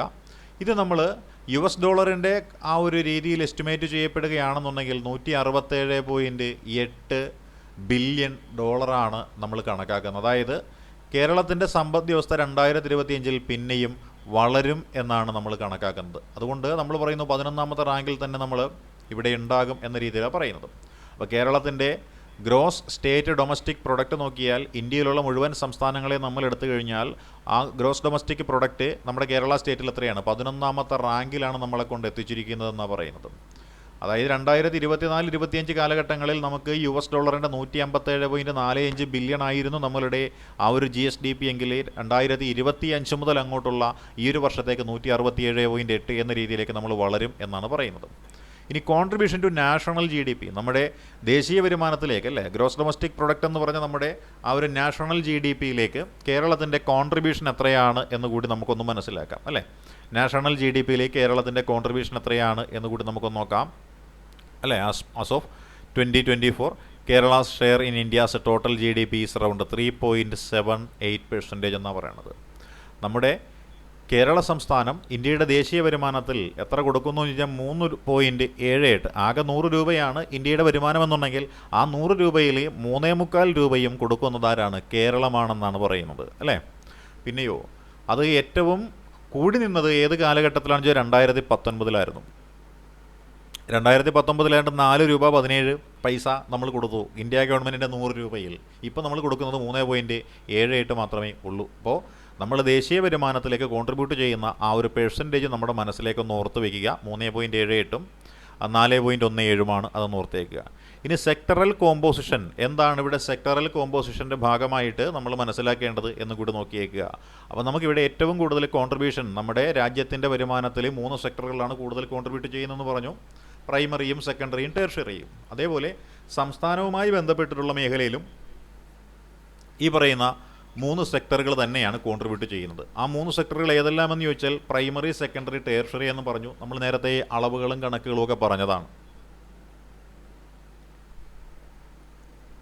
പ്രൈമറി സെക്ടർ എന്ന് പറയുന്നത് 8% സംഭാവന നൽകുമ്പോൾ സെക്കൻഡറി സെക്ടർ എന്ന് പറയുന്നത് 28% സംഭാവന ചെയ്യുന്നുണ്ട്. തൃതീയ മേഖല എന്ന് പറയുന്നത് 63% തൃതീയ മേഖല എന്ത് ചെയ്യുന്നുണ്ട്? സംഭാവന ചെയ്യുന്നുണ്ട്. അപ്പോൾ ഏറ്റവും കൂടുതൽ സംഭാവന നൽകുന്നത് ആരെന്ന് ചോദിച്ചാൽ തൃതീയ മേഖലയാണ്, സേവന മേഖലയാണ്. ആ സേവന മേഖലയിൽ തന്നെ ടൂറിസവും IT-യും ഒക്കെയാണ് ഏറ്റവും കൂടുതൽ സംഭാവന നൽകിക്കൊണ്ടിരിക്കുന്നത് എന്ന ഒരു അറിവ് നമ്മുടെ ഉള്ളിൽ വയ്ക്കുക കേട്ടോ. പിന്നെ Kerala economy is strongly skewed ടുവേഡ് service reflecting is a social democratic welfare approach. അതായത് നമ്മുടെ കേരളത്തിൻ്റെ എക്കോണമിയെ നമ്മൾ നോക്കിക്കഴിഞ്ഞാൽ ഒരിക്കലും അഗ്രികൾച്ചറൽ എക്കോണമി അല്ല, ഒരിക്കലും ഇൻഡസ്ട്രിയൽ എക്കോണമി അല്ല. നമ്മുടെ നാട്ടിൽ വ്യവസായങ്ങളെന്ന് പറയുന്നതെല്ലാം പൂട്ടിപ്പോകുന്നു എന്നല്ല നമ്മുടെ പരാതിയുള്ളത്. നമ്മുടെ ഇവിടെയുള്ള തൊഴിൽ സാഹചര്യവും തൊഴിൽ സമരങ്ങളും തൊഴിൽ നിയമങ്ങളും ഒന്നും അതിനനുവദിക്കുന്നില്ല. അത് മറ്റൊരു കാര്യം. പക്ഷേ ഇവിടെ വികസനം പ്രാപിക്കുന്ന ഏതാണ്? ഈ ഉയർന്ന നിലവാരത്തിലുള്ള വിദ്യാഭ്യാസ സംവിധാനങ്ങളുള്ളത് കൊണ്ട് IT മേഖല നല്ല രീതിയിൽ എന്ത് ചെയ്യുന്നുണ്ട്? വികാസം പ്രാപിക്കുന്നുണ്ട്. അതേപോലെ ആരോഗ്യമേഖല, എത്രയെത്ര ആശുപത്രികൾ ഇവിടെ വരുന്നത് അല്ലേ? അപ്പോൾ ആരോഗ്യമേഖല എന്ന് പറയുന്നത് അഗ്രികൾച്ചറൽ മാറിയിട്ട് അവിടെ എന്താണ്? ഹെൽത്ത് കയറി വരുന്നുണ്ട്. പിന്നെയോ നമ്മുടെ നാടിൻ്റെ ഭംഗിയുമൊക്കെ കാണാൻ വേണ്ടിയിട്ട് ഒരുപാട് വിദേശികൾ വന്നു കഴിയുമ്പോൾ അതെന്തായി? നമ്മളൊരു ബിസിനസ്സാക്കി മാറ്റി. ആ ബിസിനസ്സിൻ്റെ പേരാണ് ടൂറിസം എന്ന് പറയുന്നത്. അപ്പോൾ അതിലൂടെ നമ്മൾ നോക്കുമ്പോൾ നമ്മളെന്താണ്? ഒരു സോഷ്യൽ ഡെമോക്രാറ്റിക് വെൽഫെയർ അപ്രോച്ചാണ് ഇവിടെ നമ്മൾ പ്രതിനിധാനം ചെയ്യുന്നത് എന്ന് നമുക്ക് മനസ്സിലാക്കാനായിട്ട് സാധിക്കും. ഇപ്പോൾ നമ്മൾ നോക്കിയത് സോഷ്യൽ അല്ലെങ്കിൽ സെക്ടറൽ കോമ്പോസിഷനാണ് നമ്മൾ നോക്കിയത്. ഇനി പെർ ക്യാപിറ്റ ഇൻകത്തിൻ്റെ ഒരു കമ്പാരിസൺ നമ്മൾ നോക്കിക്കഴിഞ്ഞാൽ നമുക്ക് പറയാൻ പറ്റുന്നൊരു കാര്യം ഉണ്ടെന്നറിയാവോ? Per capita gross state domestic product നമ്മൾ നോക്കിക്കഴിഞ്ഞാൽ 2011-12 കണക്കൊന്നും പഠിക്കേണ്ട, ജസ്റ്റ് ഒന്ന് നോക്കിയാൽ മാത്രം മതി കേട്ടോ. 2011-12 കാലയളവിൽ ഏതാണ്ട് 1,08,666 ആയിരുന്നു നമ്മുടെ പെർ ക്യാപിറ്റ എന്ന് പറഞ്ഞിരുന്നത്. എന്നാൽ അത് 2023-24 എത്തിയപ്പോഴത്തേക്ക് അത് 3,17,724 എന്ന രീതിയിലേക്ക് നമ്മളുടെ per capita gross state domestic product എന്ന രീതിയിലേക്ക് വരികയാണ്. ഇനി per capita net state domestic product നോക്കിയാലോ, അതിപ്പോൾ 2021, 22, 23 കാലയളവിൽ നമ്മൾ നോക്കിയാൽ വളർച്ച മാത്രമല്ലേ ഉണ്ടായിട്ടുള്ളൂ. 230, 252, 281 എന്ന റേഞ്ചിലേക്ക് ഒരു വളർച്ച മാത്രമല്ലേ ഉണ്ടായിട്ടുള്ളൂ. അപ്പോൾ നമ്മൾ നോക്കിയാൽ നമ്മുടെ പെർ ക്യാപിറ്റ ഇൻകവും അതേപോലെ തന്നെ per capita net state domestic product എന്ന് പറയുന്നത് എന്താണ്?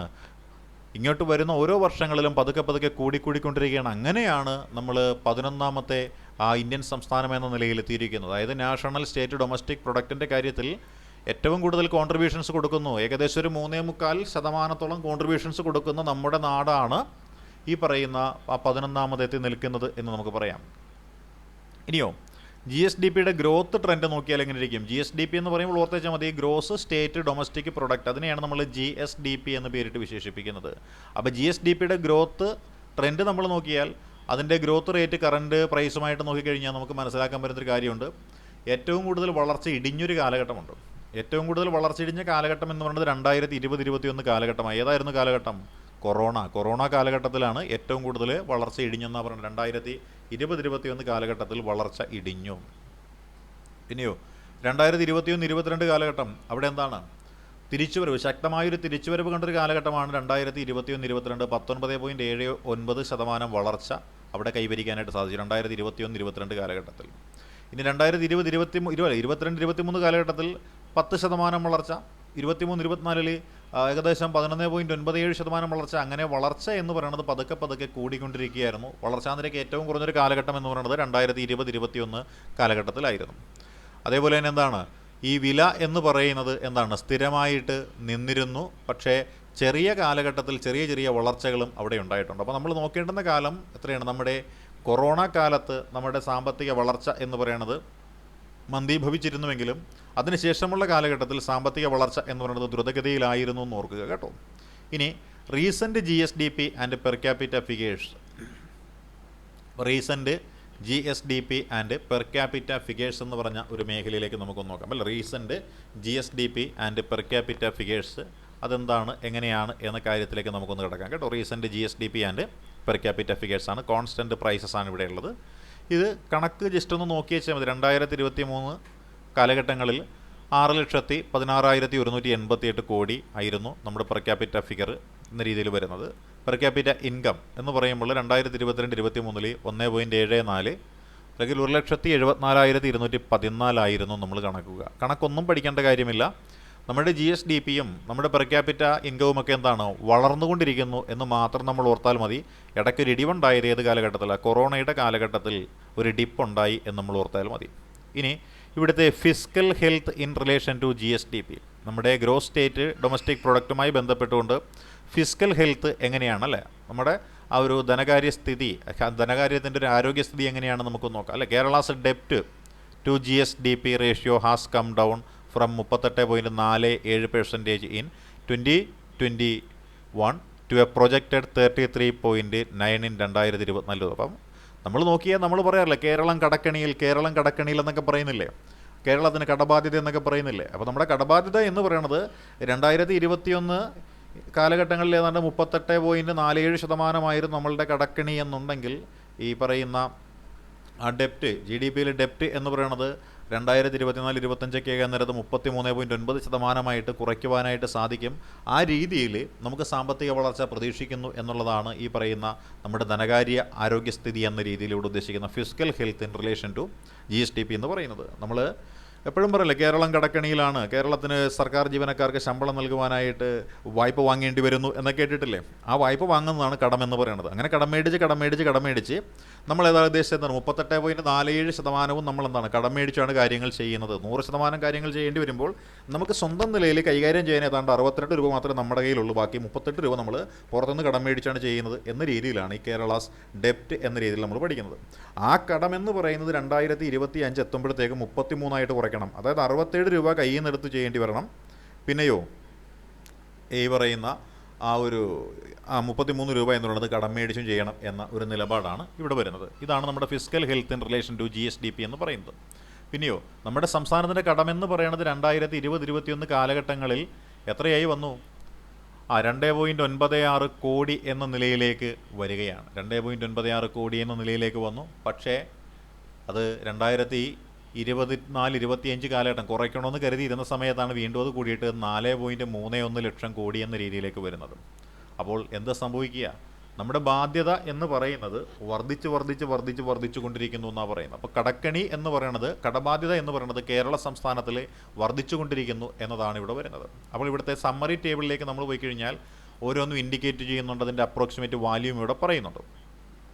നമ്മൾ നോക്കിയാൽ നമ്മുടെ ഒരു കേരളത്തിൻ്റെ ആ ഒരു GSDP എത്രയാണ് 2024-25 കാലഘട്ടങ്ങളിൽ നമ്മൾ നോക്കിയത് എത്രയാണെന്ന് ചോദിച്ചാൽ $187 ബില്യനാണ് കേരളത്തിൻ്റെ 2024-25 ഗ്രോസ് ഡൊമസ്റ്റിക് വാല്യൂ എന്ന് പറയുന്നത്. ഇത് ഇന്ത്യൻ GDPയുടെ 3.78% എന്ത് ചെയ്യുന്നുണ്ട്, കോൺട്രിബ്യൂട്ട് ചെയ്യുന്നുണ്ട്. നമ്മൾ നേരത്തെ പറഞ്ഞതാണിത്. 2025 അത് 168 വർദ്ധിപ്പിക്കാനൊക്കെ പ്ലാൻ ചെയ്തിരിക്കുന്നു എന്നും പറഞ്ഞതാണ്. അപ്പോൾ നിലവിൽ 2024-25 157 ബില്യൺ ആയിരുന്നു. അത് ഇന്ത്യൻ ഷെയറിൽ എത്ര കൊടുക്കുന്നുണ്ട്? ഇന്ത്യൻ GDPയുടെ 3.78 കൊടുക്കുന്നു. അതിൽ തന്നെ സർവീസ് മേഖല 63%, ഇൻഡസ്ട്രി 28%, കാർഷിക മേഖല 8% ഷെയർ കോൺട്രിബ്യൂട്ട് ചെയ്യുന്നുണ്ട് എന്ന് നമ്മൾ പറഞ്ഞു. പിന്നെയോ പെർ ക്യാപിറ്റ GSDPയും അതേപോലെ പെർ ക്യാപിറ്റ NSDPയും അതുപോലെ ഗ്രോത്ത് റേറ്റും ഒക്കെ നമ്മളിവിടെ പറഞ്ഞു. ആ ഫിഗറൊന്നും നോക്കേണ്ട കാര്യമൊന്നുമില്ല, അത് ഇത്രയും മാത്രം നോക്കിയാൽ മതി. GSDP എത്രയുണ്ട്? 157 ബില്യൺ ഉണ്ട്. അത് ഇന്ത്യയുടെ ആകെ GDPയുടെ 3.78% ഉള്ളത്. സെക്ടറിൽ തിരിച്ച് പറയുകയാണെങ്കിൽ 63%, 28%, 8% എന്നീ നിലകളിലാണ് അതുള്ളത് എന്നും കൂടി ഓർക്കാം നമുക്ക്. ഇനി വീണ്ടും നമ്മൾ നോക്കി ഇതിൻ്റെ സിഗ്നിഫിക്കൻസിലേക്ക് നമുക്കൊന്ന് വരാം അല്ലേ. സിഗ്നിഫിക്കൻസ് എത്രയാണ്? സിഗ്നിഫിക്കൻസ് എന്ന് പറയുന്നത്, ആ സിഗ്നിഫിക്കൻസ് എന്ന് പറയുന്നത് നമ്മൾ നോക്കിയാൽ Kerala GSDP landscape reflects A unique development model, A strong service economy with high human development and moderate economic growth. അപ്പോൾ കേരളത്തിൻ്റെ സമ്പദ് വ്യവസ്ഥയെ നമ്മൾ പഠിച്ചു കഴിഞ്ഞാൽ നമുക്ക് മനസ്സിലാക്കാൻ സാധിക്കുന്നത് എന്താണ് എന്ന് ചോദിച്ചു കഴിഞ്ഞാൽ ഒരു പ്രത്യേക രീതിയിലുള്ള വളർച്ചാ വികസനമാണ് നമുക്കിവിടെ കാണാനായിട്ട് സാധിക്കുന്നത്. മറ്റ് സംസ്ഥാനങ്ങളും കേരള സംസ്ഥാനവും തമ്മിലുള്ള പ്രധാനപ്പെട്ട വ്യത്യാസം ഇവിടെ കാണാനായിട്ട് സാധിക്കും. അതായത് ഒരു വളർച്ചയുണ്ട്, പക്ഷേ അതൊരു പ്രത്യേക രീതിയിലുള്ളൊരു വളർച്ചയാണ്. എന്ന് വെച്ച് കഴിഞ്ഞാൽ നമ്മുടെ സർവീസ് എക്കോണമി എന്ന് പറയുന്നതാണ് കൂടുതൽ വളരുന്നത് അല്ലേ. നമ്മുടെ ഇപ്പോഴത്തെ യങ്സ്റ്റേഴ്സിനെ കൂടുതൽ നോക്കിക്കഴിഞ്ഞാൽ അവർ ഏത് മേഖലയിലാണ് പണിയെടുക്കണം? കാർഷിക മേഖലയിലാണോ? അല്ല. നിർമ്മാണ തൊഴിലാളികളായിട്ട് അവർ പോകുന്നുണ്ട്, ഏതെങ്കിലും ഫാക്ടറിയിൽ വർക്കേഴ്സായിട്ട് പോകുന്നുണ്ടോ? ഇല്ല. അവർ കൂടുതലും എന്താണ് ഈ IT ബേസ്ഡ് വർക്ക് അവർ ചെയ്യുന്നു, മാർക്കറ്റിംഗ് എന്ന് പറഞ്ഞ വർക്ക് അവർ ചെയ്യുന്നു, സെയിൽസ് എന്ന് പറഞ്ഞ വർക്കാണ് അവർ കൂടുതലും ചെയ്യുന്നത്. അപ്പോൾ സർവീസ് ഓറിയൻറ്റഡ് ആയിട്ടുള്ള എക്കോണമിയാണ് നമ്മുടെ കേരള എക്കോണമി. അത് ഹ്യൂമൻ ഡെവലപ്മെൻറ്റ് ഇവിടെ കൂടുതലായതിൻ്റെ ഒരു പരിണിത ഫലമാണ്. വിദ്യാഭ്യാസം കൂടുതലുള്ള ആൾക്കാർ എന്ത് മേഖലയിലേ പണിയെടുക്കുകയുള്ളൂ, അതത് മേഖലയിൽ അവർ പണിയെടുക്കുകയുള്ളൂ. അതുകൊണ്ട് തന്നെ നമുക്ക് എന്താണ് ഒരു മോഡറേറ്റ് എക്കണോമിക് ഗ്രോത്ത് എന്ന് പറയുന്നത് ഉണ്ടാവുന്നുണ്ട്. ഇപ്പോൾ കേരളത്തിൻ്റെ ആ ഒരു ഡെവലപ്മെൻറ്റ് എന്ന് പറയുന്നത് യുണീക്ക് ഡെവലപ്മെൻറ്റാണ്. അതൊരു പ്രത്യേക കേരള മോഡൽ ഡെവലപ്മെൻറ്റ് തന്നെയാണ്. ഉയർന്ന മാനവ വികസനം ഇവിടെ നടക്കുന്നുണ്ട്. അത് മാനവികസനം എന്ന് പറയാൻ നേരത്ത് വിദ്യാഭ്യാസത്തിലും ആരോഗ്യ മേഖലയിലുമൊക്കെ ഉണ്ടാകുന്ന വളർച്ചയാണ്. അതുകൊണ്ട് തന്നെ നമ്മുടെ കേരളം ഒരു മോഡറേറ്റ് എക്കണോമിക് ഗ്രോത്ത് ഉള്ള സംസ്ഥാനം എന്ന നിലയിലാണ് നമ്മൾ പറയുന്നത്. ഇനി നോക്കിയാൽ എന്താണ് per capita income trends reveal sustained economic improvement അല്ലേ, albeit lagging behind richer states like Goa or Delhi. അപ്പോൾ നമ്മുടെ ആ ഒരു പെർ ക്യാപിറ്റ ഇൻകം എന്ന് പറയുന്നത് സൂചിപ്പിക്കുന്നത് എന്താണ്? കേരളത്തിൻ്റെ ആളോഹരി വരുമാനം എന്ന് പറയുന്നത് സൂചിപ്പിക്കുന്ന കേരളം സാമ്പത്തികമായിട്ട് ഭദ്രത നേടിക്കൊണ്ടിരിക്കുന്നൊരു സംസ്ഥാനം എന്നാണ് പറയുന്നത്. പക്ഷേ നമ്മൾ മറ്റു ചില സംസ്ഥാനങ്ങൾ നോക്കിയാൽ ഗോവയെയും ഡൽഹിയെയും പോലെയുള്ള സംസ്ഥാനങ്ങളെയൊക്കെ നോക്കിക്കഴിഞ്ഞാൽ നമ്മൾ പുറകിലാണ്. അപ്പോൾ നമ്മളെക്കാൾ മുന്നിൽ സാമ്പത്തിക ഭദ്രതയും സാമ്പത്തിക വളർച്ചയും ആളോഹരി വരുമാനവും ഒക്കെയുള്ള സംസ്ഥാനങ്ങളുണ്ട്. അതാണ് ഈ പറയുന്ന ഡൽഹിയും ഗോവയും എന്നൊക്കെ പറയുന്ന സംസ്ഥാനങ്ങൾ അല്ലേ. ഇനി നമ്മളുടെ ആ ഒരു സംസ്ഥാനവുമായി ബന്ധപ്പെട്ടുള്ള മറ്റു കാര്യങ്ങൾ കഴിഞ്ഞ് ഈ പാൻഡമിക് ഷോക്ക് നമുക്കുണ്ടായി അല്ലേ. The States recovery from the pandemic shock, physical consolidation and structural performance offer important lessons for welfare oriented policy making. അതായത് ആ കൊറോണ കാലത്ത് നമ്മുടെ സംസ്ഥാനം എന്ന് പറയുന്നത്, സംസ്ഥാനമല്ല നമ്മുടെ രാജ്യം തന്നെ പാടെ തകർന്നു പോയില്ല. എത്ര ദിവസമാണ് നമ്മുടെ രാജ്യം എന്ന് പറയുന്നത് ലോക്ക് ചെയ്തിട്ടത് അല്ലേ. നമ്മൾ ഓർക്കുന്നില്ലേ, ലോക്കൗട്ട് എന്ന് പറഞ്ഞിട്ടുള്ള ആ ഒരു സംവിധാനം പ്രഖ്യാപിച്ചു, ലോക്കൗട്ട് പ്രഖ്യാപിച്ചു എന്നൊക്കെ പറഞ്ഞ് കേട്ടിട്ടില്ലേ. ലോക്ക്ഡൗൺ, അത് തന്നെ ലോക്ക്ഡൗൺ പ്രഖ്യാപിച്ചു എന്നൊക്കെ പറഞ്ഞുള്ള വാർത്തകൾ നമ്മൾ കേട്ടിട്ടില്ലേ. അപ്പോൾ അതുവഴി വരാൻ നേരത്ത് തൊഴിൽ ചെയ്യാനായിട്ട് പറ്റുന്നില്ല, ആളുകൾക്ക് തൊഴിൽ ഇല്ലാതിരിക്കുന്ന ആളുകൾ പട്ടിണി കിടക്കാൻ പറ്റില്ല. അപ്പോൾ ഗവൺമെൻറ്റിൻ്റെ പണമെന്ന് പറയുന്നത് ഇങ്ങനെ സ്പെൻഡ് ചെയ്ത് കഴിയുമ്പോൾ ഗവൺമെൻറ്റിന് വരവില്ല, ചിലവ് മാത്രമേ ഉള്ളൂ. ആ ചിലവ് വന്നു കഴിയാൻ നേരത്താണ് നമ്മൾ നേരത്തെ പറഞ്ഞത് പാൻഡമിക് കണ്ടീഷനിൽ സമ്പദ് മേഖല 6% വരെ -6% വരെ കാണിച്ചു എന്ന് നമ്മൾ പറയുന്നത് അതുകൊണ്ടാണ്. അപ്പോൾ അങ്ങനെ ഫിസിക്കൽ കൺസോളിഡേഷനും സ്ട്രക്ചറൽ പെർഫോമൻസും offer important lessons for welfare oriented policy making. അപ്പോൾ ഇതേപോലെയുള്ള കണ്ടീഷനുകൾ വന്നു കഴിഞ്ഞാൽ അതിനെ എങ്ങനെ തരണം ചെയ്യണം എന്നതിനെക്കുറിച്ച് വെൽഫെയർ ഓറിയൻറ്റഡ് പോളിസി മേക്കിംഗ് നടത്തണം എന്ന് പറഞ്ഞിട്ടുള്ളൊരു ബോധം എന്ന് പറയുന്നത് നമ്മുടെ ഭരണാധികാരികൾക്ക് ഉണ്ടാകാൻ ഇത് കാരണമായി എന്ന് കൂടി പറയുന്നുണ്ട്. പിന്നെയോ understanding Kerala sectoral composition is vital for addressing economic vulnerabilities, over dependence on services and remittances, stagnant industrial and agricultural growth. അപ്പോൾ നമുക്കിവിടെ മനസ്സിലാക്കിയ കാര്യം എന്തെന്ന് ചോദിച്ചാൽ നമ്മുടെ വിവിധ മേഖലകളിൽ നിന്നുള്ള സംഭാവന എന്ന് പറയുന്നത് എങ്ങനെയായിരിക്കണം, നമുക്കുണ്ടാകുന്ന സാമ്പത്തിക പരാധീനതകളെയും ബുദ്ധിമുട്ടുകളെയും മറികടക്കുന്ന രീതിയിലായിരിക്കണമെന്നാണ് പറയുന്നത്. നമ്മുടെ ചില മേഖലകളൊക്കെ എന്താണ് നല്ല സ്ട്രോങ് ആണ്, പക്ഷേ ചില മേഖലകൾ വളരെ വീക്കാണ്. അതായത് ചില ആൾക്കാരെ കണ്ടിട്ടില്ലേ, ജിംനേഷ്യത്തിൽ പോയിട്ട് കൈക്ക് നല്ല മസിൽ കാണും, നെഞ്ചിന് നല്ല മസിൽ കാണും, പക്ഷേ കാല് എന്ന് പറയുന്നത് എങ്ങനെ ഇരിക്കും, ഈ 2 കമ്പിക്കാല് കുത്തിയ പോലെ നീണ്ട കാലായിരിക്കും, പക്ഷേ കാലിന് ഒരു മസിലും കാണത്തില്ല. അപ്പോൾ അവിടെയും ഇവിടെയും ഒക്കെ ഇങ്ങനെ മുഴച്ച് ഇരിക്കുന്നൊരവസ്ഥാവിശേഷം അത്രയേ ഉള്ളൂ നമ്മുടെ കേരളത്തിൻ്റെ സമ്പദ് വ്യവസ്ഥ എന്ന് നമ്മൾ മനസ്സിലാക്കിയാൽ മതി. കാര്യം നമ്മുടെ over dependence on services and remittances, നമ്മുടെ സർവീസ് മേഖലയിൽ നിന്ന് കിട്ടുന്ന വരുമാനത്തെയും വിദേശ രാജ്യങ്ങളിൽ നിന്ന് വരുന്ന ആ പ്രവാസികളുടെ ആ പൈസയെയും മാത്രമാണ് നമ്മുടെ ഗവൺമെൻറ് ആശ്രയിക്കുന്നത്. അല്ലാതെ കാർഷിക മേഖലയിൽ നിന്നോ വ്യാവസായിക മേഖലയിൽ നിന്നോ നമുക്ക് യാതൊരു വരുമാനവുമില്ല. ആ മേഖലയിൽ നമ്മൾ ആരാണ്, വെറും ഒരു ഉപഭോഗ സംസ്ഥാനം മാത്രമാണ്. നമ്മൾ ഒരു കൺസ്യൂമർ സ്റ്റേറ്റാണ്, മറ്റുള്ളവരെ ഭക്ഷണത്തിനായിട്ട് ആശ്രയിക്കുന്ന ആളാണ്. അതേപോലെ ഇൻഡസ്ട്രിയൽ മേഖലയിൽ തൊഴിൽ ചെയ്യുവാനായിട്ട് ബംഗാളിയെയും ബീഹാറിയെയും എല്ലാം നമ്മൾ കാത്തിരിക്കുന്നൊരു സംസ്ഥാനം കൂടിയാണ് നമ്മുടെ സംസ്ഥാനമെന്ന് ഓർക്കുക. അതാണ് കേരളത്തിൻ്റെ സെക്ടറൽ കോമ്പോസിഷനിലെ പരാജയമായിട്ട് നമ്മൾ മനസ്സിലാക്കുക അല്ലേ. ഇനി നമ്മൾ നോക്കിയാൽ ഡെപ്റ്റ് റേഷ്യോസ് അല്ലേ, tied to robust GSDP growth, highlight responsible physical management, balanced against public commitment. അപ്പോൾ നമ്മുടെ ഈ കടം എന്ന് പറയുന്നത് നമുക്ക് എപ്പോഴാണ് വേണ്ടി വരിക, നമ്മുടെ ആവശ്യങ്ങൾക്ക് നിറവേറ്റുവാൻ പര്യാപ്തമായ പണം നമ്മുടെ നാട്ടിൽ നിന്ന് നമുക്ക് ഉൽപ്പാദിപ്പിക്കാൻ സാധിക്കാതെ വരുമ്പോഴാണ് നമ്മൾ കടം വാങ്ങേണ്ടി വരുന്നത്. ആരിൽ നിന്ന് കടം വാങ്ങും, കേന്ദ്രത്തിൽ നിന്ന് കടം വാങ്ങും അല്ലേ. അപ്പോൾ കേന്ദ്ര സർക്കാരിൽ നിന്നിങ്ങനെ വായ്പയെടുത്ത് കേന്ദ്രത്തിനിങ്ങനെ കടം തിരിച്ചടച്ചുകൊണ്ട്, കേന്ദ്രത്തിൻ്റെ കടം തിരിച്ചടയ്ക്കാതെയും കൊണ്ട് പലിശയുമൊക്കെ കൊണ്ടെന്താണ് നമ്മൾ ഓരോരുത്തരും, ഓരോ മലയാളിയുടെയും കടം എന്ന് പറയുന്നത് ഇപ്പോൾ ഏകദേശം ₹1,00,000 മുകളിലായിട്ടുണ്ട് എന്നാണ് മനസ്സിലാക്കാൻ സാധിക്കുന്നത്. അപ്പോൾ ഈ പറയുന്ന ഒരു 4 കോടി ജനതയുണ്ടെങ്കിൽ 4 കോടി ലക്ഷം കടം ഓരോ നമ്മുടെ കേരള സംസ്ഥാനത്തിന് ഉണ്ടായി കഴിഞ്ഞിരിക്കുന്നു എന്നാണ് നമ്മളിവിടെ നിന്ന് മനസ്സിലാക്കേണ്ടത്.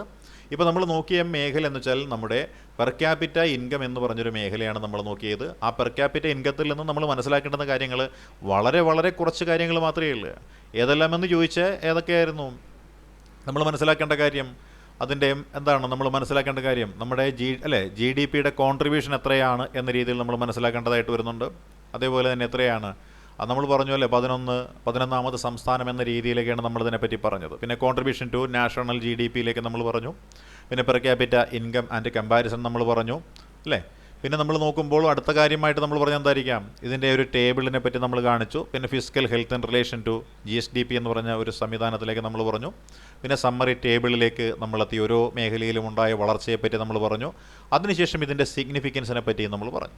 അങ്ങനെ 2 പ്രധാനപ്പെട്ട പാഠഭാഗമാണ് ഇപ്പോൾ നമ്മൾ കഴിഞ്ഞിരിക്കുന്ന. ഒന്ന്, കേരളത്തിൻ്റെ എക്കോണമിയെക്കുറിച്ചുള്ളൊരു ഔട്ട്ലൈൻ കഴിഞ്ഞു. പിന്നെ കേരള എക്കോണമിയുടെ ആ ഒരു ഗ്രോസ് ഡൊമസ്റ്റിക് പ്രൊഡക്റ്റ് എന്ന് പറഞ്ഞിട്ടുള്ള ആ പെർ ക്യാപിറ്റ ഇൻകം എന്ന് പറഞ്ഞിട്ടുള്ള ആ ഒരു മേഖലയെക്കുറിച്ചാണ് നമ്മൾ നോക്കിയത്. ഇനി നോക്കാൻ പോകുന്നത് മൂന്നാമത്തെ ഒരു ഏരിയയാണ് കേട്ടോ. ആ മൂന്നാമത്തെ ഏരിയ എന്ന് പറയുന്നത് ഏതെന്നറിയാവോ? Economic growth trends in Kerala എന്ന് പറയുന്നതാണ്. Economic growth trends in Kerala എന്ന് പറഞ്ഞ ആ ഒരു മേഖലയിലേക്ക് നമ്മൾ കിടക്കുന്നത്. Economic growth trends in Kerala എന്ന് പറഞ്ഞൊരു മേഖലയിലേക്ക് നമ്മൾ കിടക്കുന്നത്. Economic growth trends in Kerala.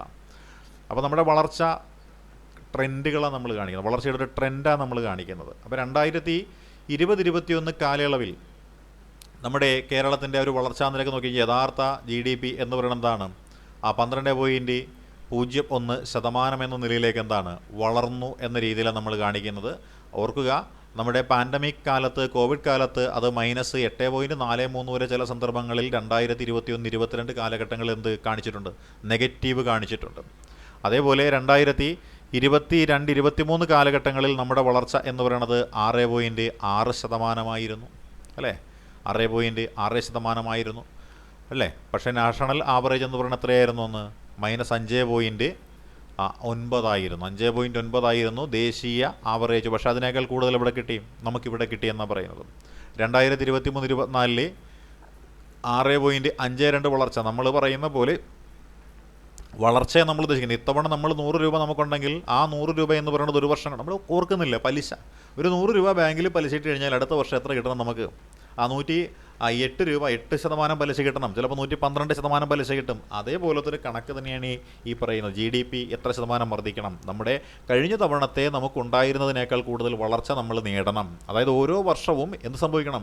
രാജ്യത്തിൻ്റെ വരുമാനം എന്ന് പറയുന്നത് വർദ്ധിക്കണം. നിങ്ങൾ കേട്ടിട്ടില്ലേ? നിങ്ങൾ ഒരു തൊഴിലാളിയുടെ ശമ്പളം എന്ന് പറയുന്നത് എല്ലാ കൊല്ലവും ഒരേ ശമ്പളത്തിനാണ് വർക്ക് ചെയ്യണത്? അല്ലല്ലോ. ആ തൊഴിലാളിക്ക് ശമ്പള വർധനവുണ്ടാകുമല്ലോ, ഇൻക്രിമെൻ്റ് എന്ന് പറയുന്നുണ്ടാകുമല്ലോ. അതേപോലെ രാജ്യത്തിൻ്റെ വരുമാനം എന്ന് പറയുന്നത് കഴിഞ്ഞ തവണ 100 രൂപയായിരുന്നെങ്കിൽ രാജ്യത്തിൻ്റെ വരുമാനം ഇത്തവണ 106 രൂപയാകണം എന്ന് പറഞ്ഞു കഴിഞ്ഞാൽ ആ 6 രൂപയാണ് ഈ വർഷത്തെ പ്രതീക്ഷിക്കുന്ന GDP ആയിട്ട് കണക്കാക്കുന്നത്. ഓരോ വർഷവും 6% വെച്ച് വളരണമെന്നാണ് ഇവിടെ കണക്കാക്കുന്നത്. ഇനി നമ്മൾ നോക്കിയാൽ നമ്മുടെ 5 ഇയർ പ്ലാൻസ്, അതിൽ ആവറേജ് നമ്മൾ നോക്കിക്കഴിഞ്ഞാൽ കേരളത്തിൻ്റെ ആ ഒരു 5 ഇയർ പ്ലാൻ ആവറേജ് 2018-19 ഒരു 2022-23 വരെ നമ്മൾ നോക്കിയാൽ മോഡസ്റ്റ് അല്ലേ 3.16% എന്ന് പറഞ്ഞ ഒരു ലെവലിലാണ് നമ്മൾ കണ്ടിരിക്കുന്നത്. അതുകൊണ്ട് തന്നെ നമ്മൾ പറയുന്നു ആ 2018 മുതൽ 2022-23 വരെയുള്ളൊരു കാലയളവിൽ നമ്മൾ പ്രതീക്ഷിച്ചിരുന്നത് ഉയർന്ന ഒരു വളർച്ചാ നിരക്കായിരുന്നു. എന്നാൽ പക്ഷേ എന്ത് സംഭവിച്ചു? കോവിഡ് എന്ന് പറഞ്ഞൊരു പാൻഡമിക് കണ്ടീഷൻ വന്നതോടുകൂടി നമ്മുടെ രാജ്യത്തിൻ്റെ സാമ്പത്തിക വളർച്ച തളരുകയും നമ്മൾ ഏറ്റവും സാമ്പത്തിക വളർച്ച കുറഞ്ഞ സംസ്ഥാനങ്ങളിൽ ഒന്നായിട്ട് മാറ്റപ്പെടുകയും ഉണ്ടായി. അതിന് കാരണമായത് കോവിഡ് പാൻഡമിക് എന്ന് പറഞ്ഞിട്ടുള്ള ആ ഒരു കാരണമാണ്. അതാണ് നമ്മൾ പറഞ്ഞത് Kerala's post Covid rebound was strong but long time growth remains modest relative to other States.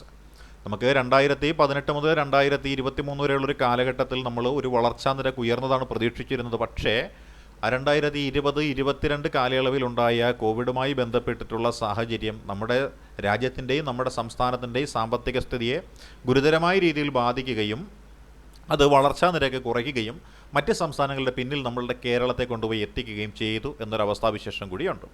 ഇനി പെർ ക്യാപിറ്റ ഇൻകം അതിൻ്റെ ട്രെൻഡ് എങ്ങനെയാണ് എന്ന് നമുക്ക് നോക്കാം അല്ലേ? പെർ ക്യാപിറ്റ ഇൻകം അതിൻ്റെ ട്രെൻഡ്. നമ്മുടെ പെർ ക്യാപിറ്റ ഇൻകം 2011-2012 എത്രയായിരുന്നു?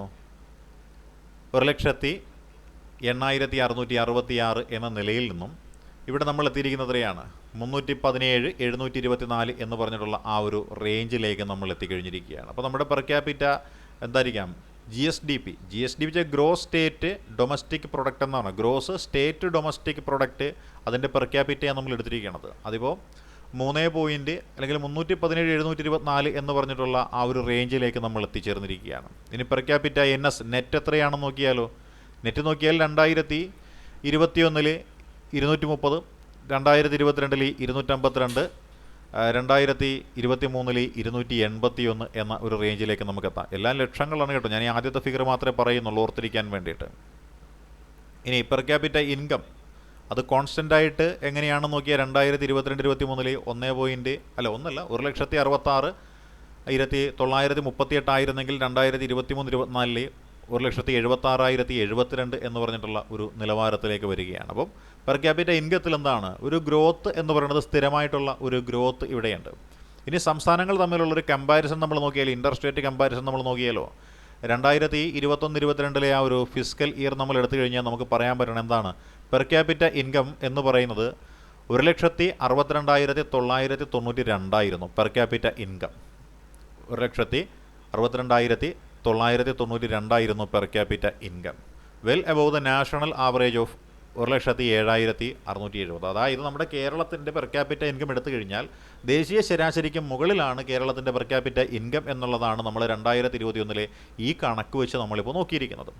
ഇനി ഇൻ്റർനാഷണൽ മോണിറ്ററി ഫണ്ടിൻ്റെ ഡേറ്റ അനാലിസിസ് കൂടി നോക്കിയാൽ എന്താ പറയാൻ പറ്റുക, കേരളത്തിൻ്റെ പെർ ക്യാപിറ്റ ഇൻകം, അതായത് real per capita income at 2011-12 കേരളത്തിൻ്റെ റിയൽ പെർ ക്യാപിറ്റ ഇൻകം എത്രയായിരുന്നു എന്നുകൂടി നമുക്കൊന്ന് നോക്കാം അല്ലേ.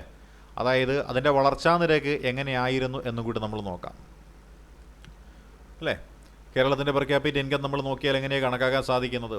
ഇപ്പോൾ 2011-12 കാലയളവിൽ അല്ലേ, 2011-12 കാലയളവിൽ എത്രയാണ് 53,898. അതിൽ നിന്നും ഒരുപാട് വളർന്ന് എത്ര എത്തിയിരിക്കുകയാണ്, 1,72,729 എത്തിയിരിക്കുകയാണ്. അതായത് 10 വർഷം കൊണ്ടുള്ള നമ്മളുടെ ആ ഒരു വളർച്ച എന്ന് പറയുന്നത് ഏകദേശം 3 ഇരട്ടിയാണ് നമ്മുടെ സമ്പദ് മേഖല വളർന്നിരിക്കുന്നത്. അതുകൊണ്ട് പെർ ക്യാപിറ്റ ഇൻകവും അതേപോലെ തന്നെ നമ്മുടെ GDPയും എല്ലാം കേരളത്തിന് ഒരുപാട് വളർച്ചയുണ്ടാകുന്നു. മറ്റ് സംസ്ഥാനങ്ങളെക്കാളും കൂടുതൽ സാമ്പത്തിക വളർച്ചയാണ് നമുക്കുള്ളത് എന്നാണ് ഈ ഒരു ടേബിളിൽ നിന്ന് നമുക്ക് മനസ്സിലാക്കാനായിട്ട് സാധിക്കുന്നത്. ഇനി ഇതിൻ്റെ ഒരു അനാലിസിസ് നമ്മൾ നോക്കിക്കഴിഞ്ഞാൽ നമുക്ക് മനസ്സിലാക്കാൻ പറ്റുന്ന ഒന്നാമത്തെ ഗ്രോത്ത് ഡൈനാമിക്സ് ആണ്. എത്രത്തോളമാണ് ഇതിൻ്റെ വളർച്ച, പെട്ടെന്നുണ്ടാകുന്ന വളർച്ചയും മറ്റു കാര്യങ്ങളുമൊക്കെ എങ്ങനെയാണ് നമുക്ക് നോക്കാം അല്ലേ. അതായത് Kerala showed strong post pandemic recovery in 2021-22 അല്ലേ. 2021-22 കാലഘട്ടത്തിൽ വളരെ വേഗം അല്ലേ, എന്ത് പെട്ടെന്നാണ് ഒരു വളർച്ചയുണ്ടായത്. Kerala showed strong post pandemic recovery in 2021-22 എന്ന് പറഞ്ഞാൽ 2021-22 കാലയളവിൽ നമ്മുടെ കേരളത്തിൽ ആ പാൻഡമിക് കണ്ടീഷനെ അതിജീവിച്ചുകൊണ്ട് നമ്മൾ ഭയങ്കരമായ രീതിയിൽ വളർന്നു. എന്നിട്ടോ ആ വളർച്ച തളർന്നില്ല, അത് വീണ്ടും വളർന്നു. 2022-23 2023-24 ആ വളർച്ച നമ്മൾ അതേ രീതിയിൽ മെയിൻറ്റെയിൻ ചെയ്യുകയാണ്. അതായത് ഒരു തളർച്ചയിൽ നിന്നും ക്രമാനുഗതമായ ഒരു വളർച്ചയിലേക്ക് നമ്മൾ എത്തിച്ചേർന്നു എന്നാണ് ഇവിടെ പറയുന്നത്. ഇനിയോ however it's a long time 5-year average growth lags behind national peers highlighting underlying structural challenges. എന്നിരുന്നാലും നമ്മൾ നോക്കി കഴിഞ്ഞാൽ മനസ്സിലാക്കാൻ പറ്റുക it's a long time 5-year average growth lags behind national peers highlighting underlying structural challenges. അതായത് 2018 തൊട്ട് 2023 വരെയുള്ള ആ ഒരു 5 വർഷത്തെ കാലയളവിലെ കാര്യങ്ങൾ നമ്മൾ നോക്കുമ്പോൾ അതിനിടയിൽ കോവിഡ് പാൻഡമിക് വന്നപ്പോൾ എന്താണ് നമ്മുടെ വളർച്ചയെന്ന് പറയുന്നത് നെഗറ്റീവിലേക്ക് പോയി.